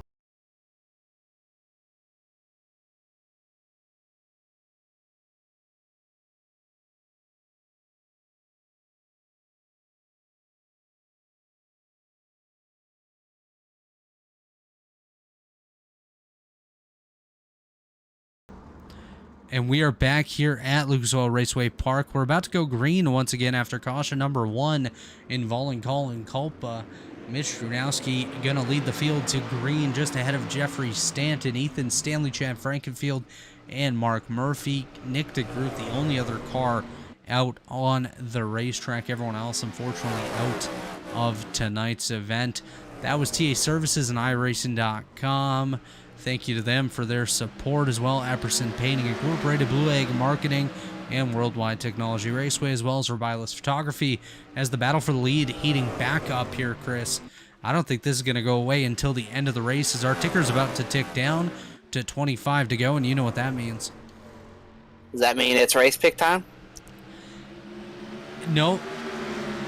Now it's race pick time. Go ahead, Chris.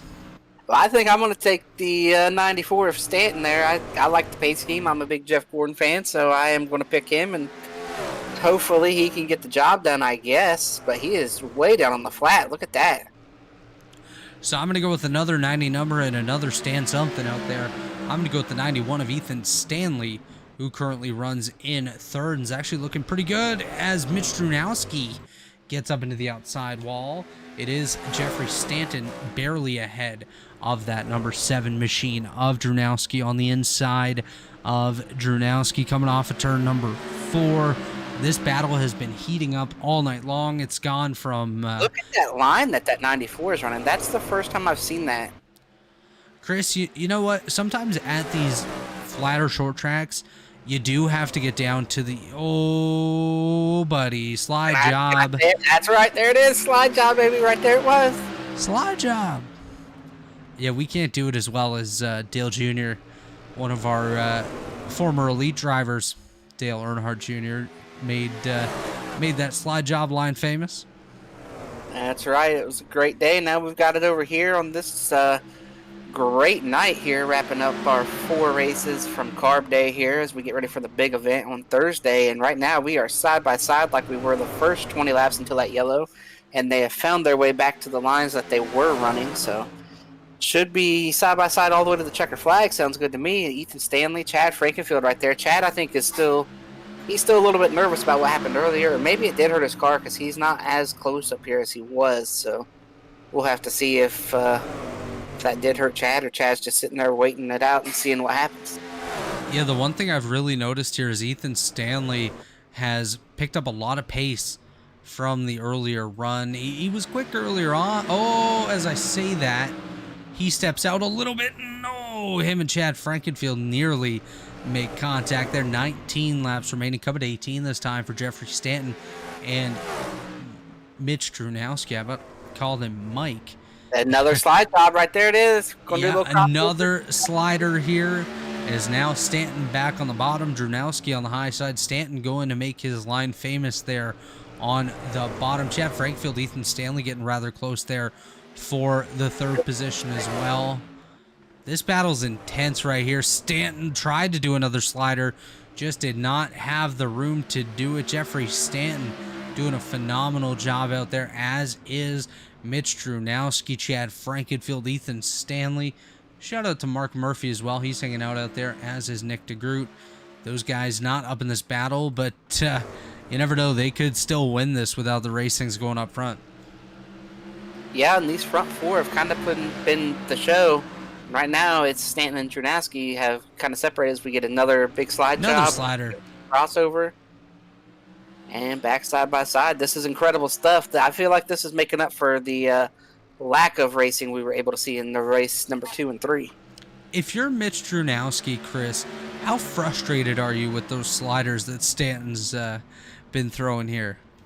I don't think he's too frustrated. He threw one back. I think it's just par for the course in this car, in this vehicle. So I think that's just part of it. You know, they've been giving each other plenty of room. I mean, you could definitely.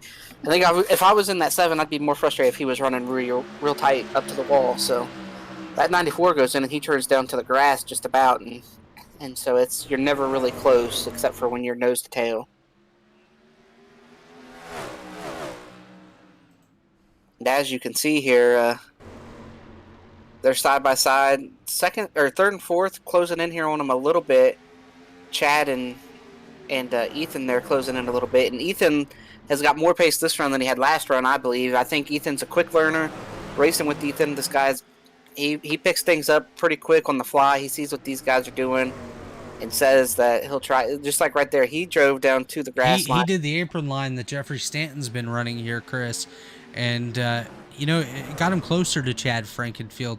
I don't know that he got right there, but let's watch from the nose camera on the Ethan Stanley machine.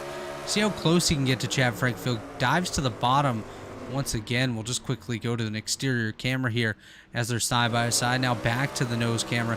Chad kind of all over the place on the straightaway as well. The racing is right there intense. tells me that we kind of called out Culpa as Chad blinks out, and it's still out. No, we switched cameras here, Chris. Oh, okay, I was this like, is Chad's nose now. But that makes me think Culpa might not have just wanted to end his race the way Chad's car wiggled, because we did see on the interior cam that it looked like he did try to steer it back to the right. So, you know, might be a bad call there on me to say that he was trying to end his race and just done with it. Might have been my bad there. You said we'll get a chance to talk to him if he hangs around. We will. That's right. He did say he wanted to come and talk with us, so we'll get a chat with him. Battle heating up for third here. Ethan Stanley, Chad Frankenfield chasing down the battle for first, which is Stanton and Drunowski. Those guys doing a fantastic job up towards the front there, currently leading the way. Drunowski on the bottom, Stanton on the high side, coming across the line. 8 laps to go. I think we are setting up for a photo finish here, Chris. I rarely say that, but just the way these guys have been racing, I feel like we're going to get a great finish here. Yeah, they've been side by side every corner since the green came out. This has been incredible stuff. Definitely the best race of the night so far. And 7 to go. I'm looking forward to seeing what we're going to get here with these last 7 laps. Side by side. Now, you know, Chad's kind of closing back into this battle. Chad's going to have something to say about this before it's over, I think. So we will see. It looks like Ethan Stanley has fallen off of Chad just a little bit. So maybe Ethan's good on colder tires. That caution let him cool him off. He gave another big run at it, and now he's warmed him up again, and he's struggling to find the grip. Coming to 5 laps to go. Jeffrey Stanton ahead of Mitch Drunowski right now.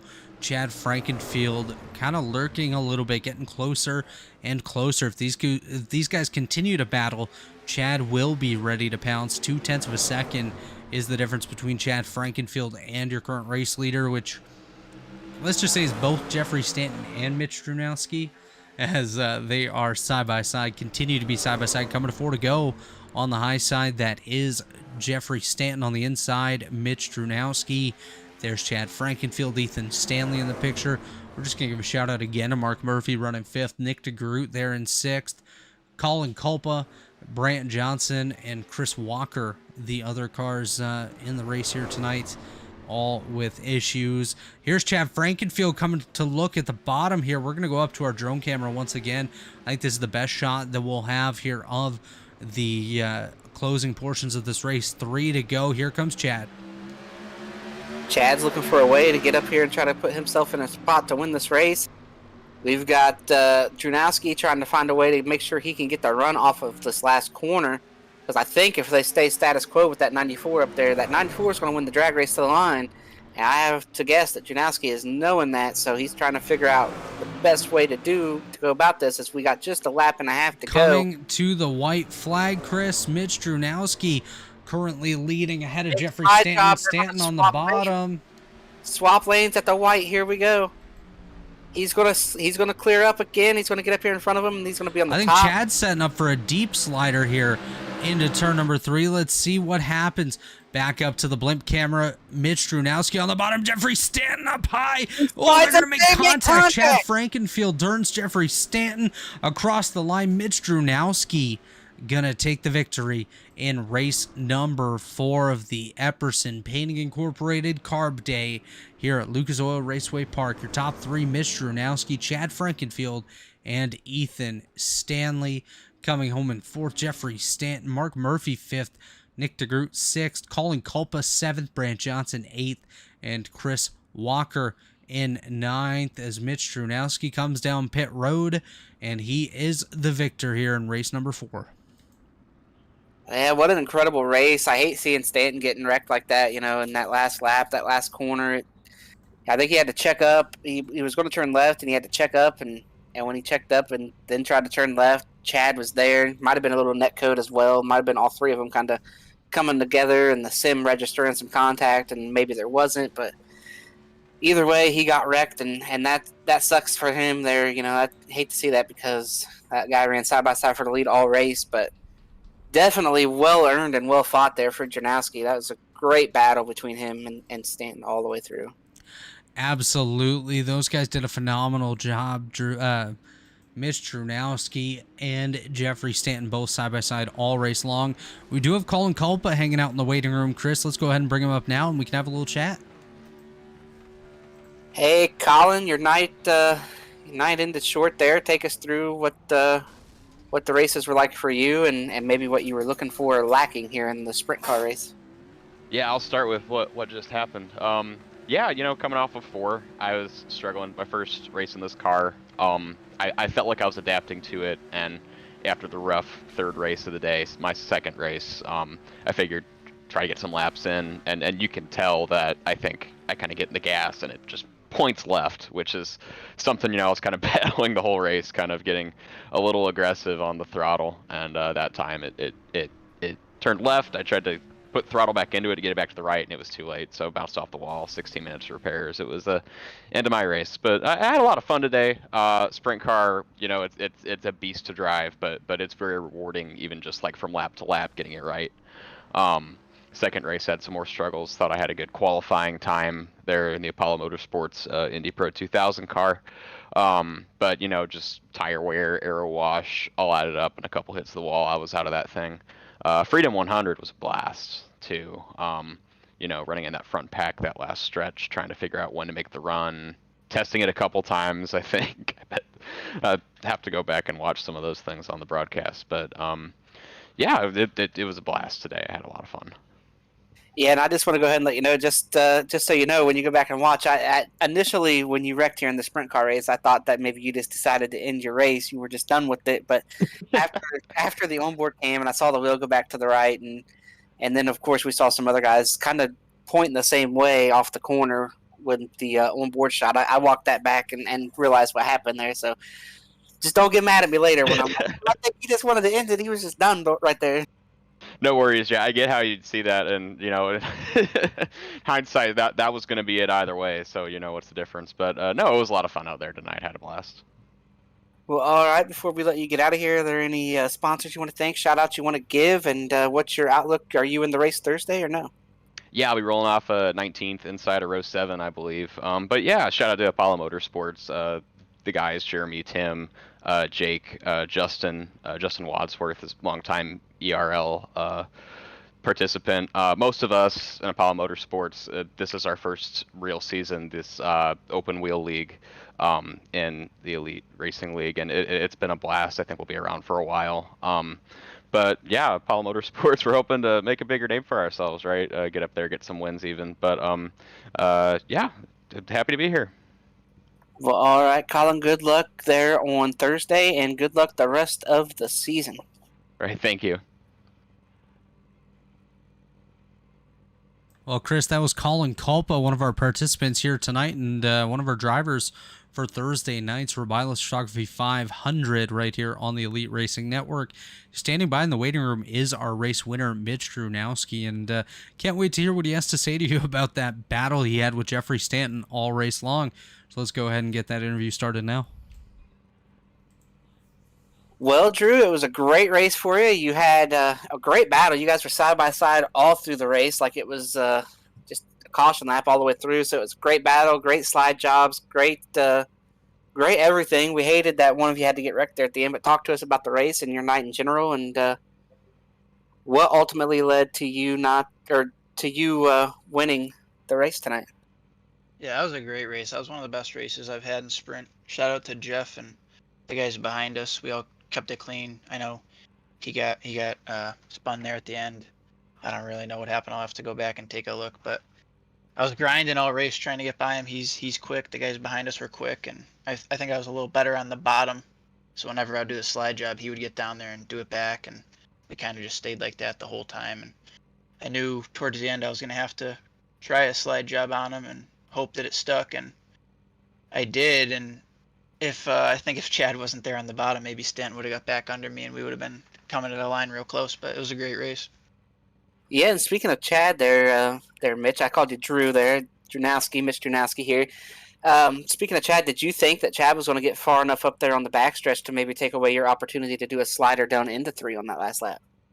Yeah, I saw him coming. He was definitely no slouch, and I figured if he got to the bottom of 3 wide, it was going to kind of take away my chances. So whenever I got the chance, I kind of sent it in there, I think on the last lap going into 3. So kind of got lucky to clear Jeff and have Chad be below him to give me a clean shot coming to the line. Yeah, and you run these, if I understand things correctly, you run these sprint cars quite a bit, right? Yeah, every Tuesday and Thursday we get a couple races in the official series with Jeff and a bunch of other guys that are real good drivers. A lot of fun. So talk to me about how these things race here and the grip level that was in the track tonight, because it looked like you guys had a lot of grip, but then we saw some cars start to wiggle off the corner. We saw one car wreck off the corner. So talk to me about the grip level in these cars. Yeah, this thing's on V6. A lot of the other cars are on V7, so that plays a little bit of a role in it. It's a ton of power and very little weight, so you're constantly kind of spinning the tires, and you got to do the old eggshell under the throttle. But I think as the race goes on, that might have played a factor. You burn a lot of fuel in this thing, and the lower it gets on fuel, it's just really hard to keep under. You got to be really focused. Well, all right, Mitch, before we let you get out here and celebrate your win, are there any sponsors you want to thank, shout-outs you want to give, and will we see you in Elite again this season? Yeah, I'll try to make it back for some events. I'm not sure which ones I'll be in. I would have tried to make the 500, but I'm no good in those, so I probably wouldn't have made it anyway. But yeah, I'll try to get back into whatever I can at some point, whatever I see going. And just want to thank all the guys from Sprint that helped me, practice this thing and get good at it, and Ski Race Shop. Well, all right, Mitch, congrats on the win, and we look forward to maybe seeing you again this season. Thanks, guys. Well, Chris, that was Mitch Drunowski, winner of race number 4 here in the Epperson Painting Carb Day at Lucas Oil Raceway Park. We had 4 great races tonight. Ryan Schuld took the first one after Mark Murphy unfortunately ended up in a wreck after some incidental contact with Michael Hossack. Race number 2, Chad Frankenfield absolutely dominated. Race number 3, Chad Frankenfield also dominated and took the victory there. In race 4, Mitch Drunowski, Jeffrey Stanton did an absolutely stand-up job battling side by side for about the first 49 laps or so until Chad Frankfield made contact with Jeffrey Stanton. Unfortunate contact there, nothing on purpose, but Mitch Drunowski came home the winner, and it was kind of what we expected. Drunowski or Stanton to take the victory here in race number 3. We were told they were the veterans, they were the experts, and they definitely showed it. But what a night of racing we had. Yeah, it was a lot of fun to be a part of. I always enjoy my time up here with you, even in the races like we had for race 2 tonight. It's always fun to sit up here and have the banter back and forth with you. And as far as the racing goes, the first one was great. The second and third one, we didn't have as much passing as we would have liked, but we started the night off with the banger, ended with the banger. It's a great night of action. I can't wait for Thursday and seeing how these boys do out here on the big track and the open wheel cars that they're going to be running there on Thursday. It's going to be exciting. Congrats to our winners tonight. Mitch and Chad and Ryan there in race 1. Our flip count here stayed at 4, all 4 in that first race. So I was told we might add to that here in this race, but not quite. So I can't wait to see what the rest of the week brings. Yeah, looking forward to Thursday night back here, 7:30 p.m. on the Elite Racing Network. It'll be myself, Johnny Thomas, and the voice of the Open Wheel 500, Mark Janes, will join us. Dave Huckleberry as well will offer some support on that broadcast as well. Tomorrow night back here, 8:30 p.m. Eastern Time, it will be Alexander Ned and the aforementioned Dave Huckleberry bringing you JoinAPS.com Cup Series action from the Talladega Superspeedway. It is a playoff cutoff race, and Chris Wright's going to be going for that final spot. I'm going to be going for a victory, and I hope you'll be joining us right back here tomorrow night and again on Thursday for some great Elite Racing League action.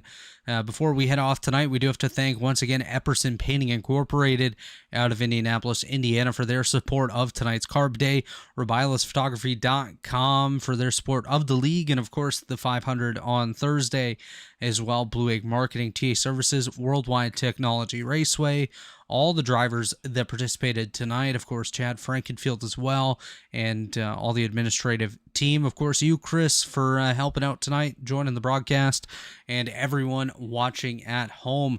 But that'll just about do it for us here on the Elite Racing Network. And in the words of our friend Brett Jones, cheers.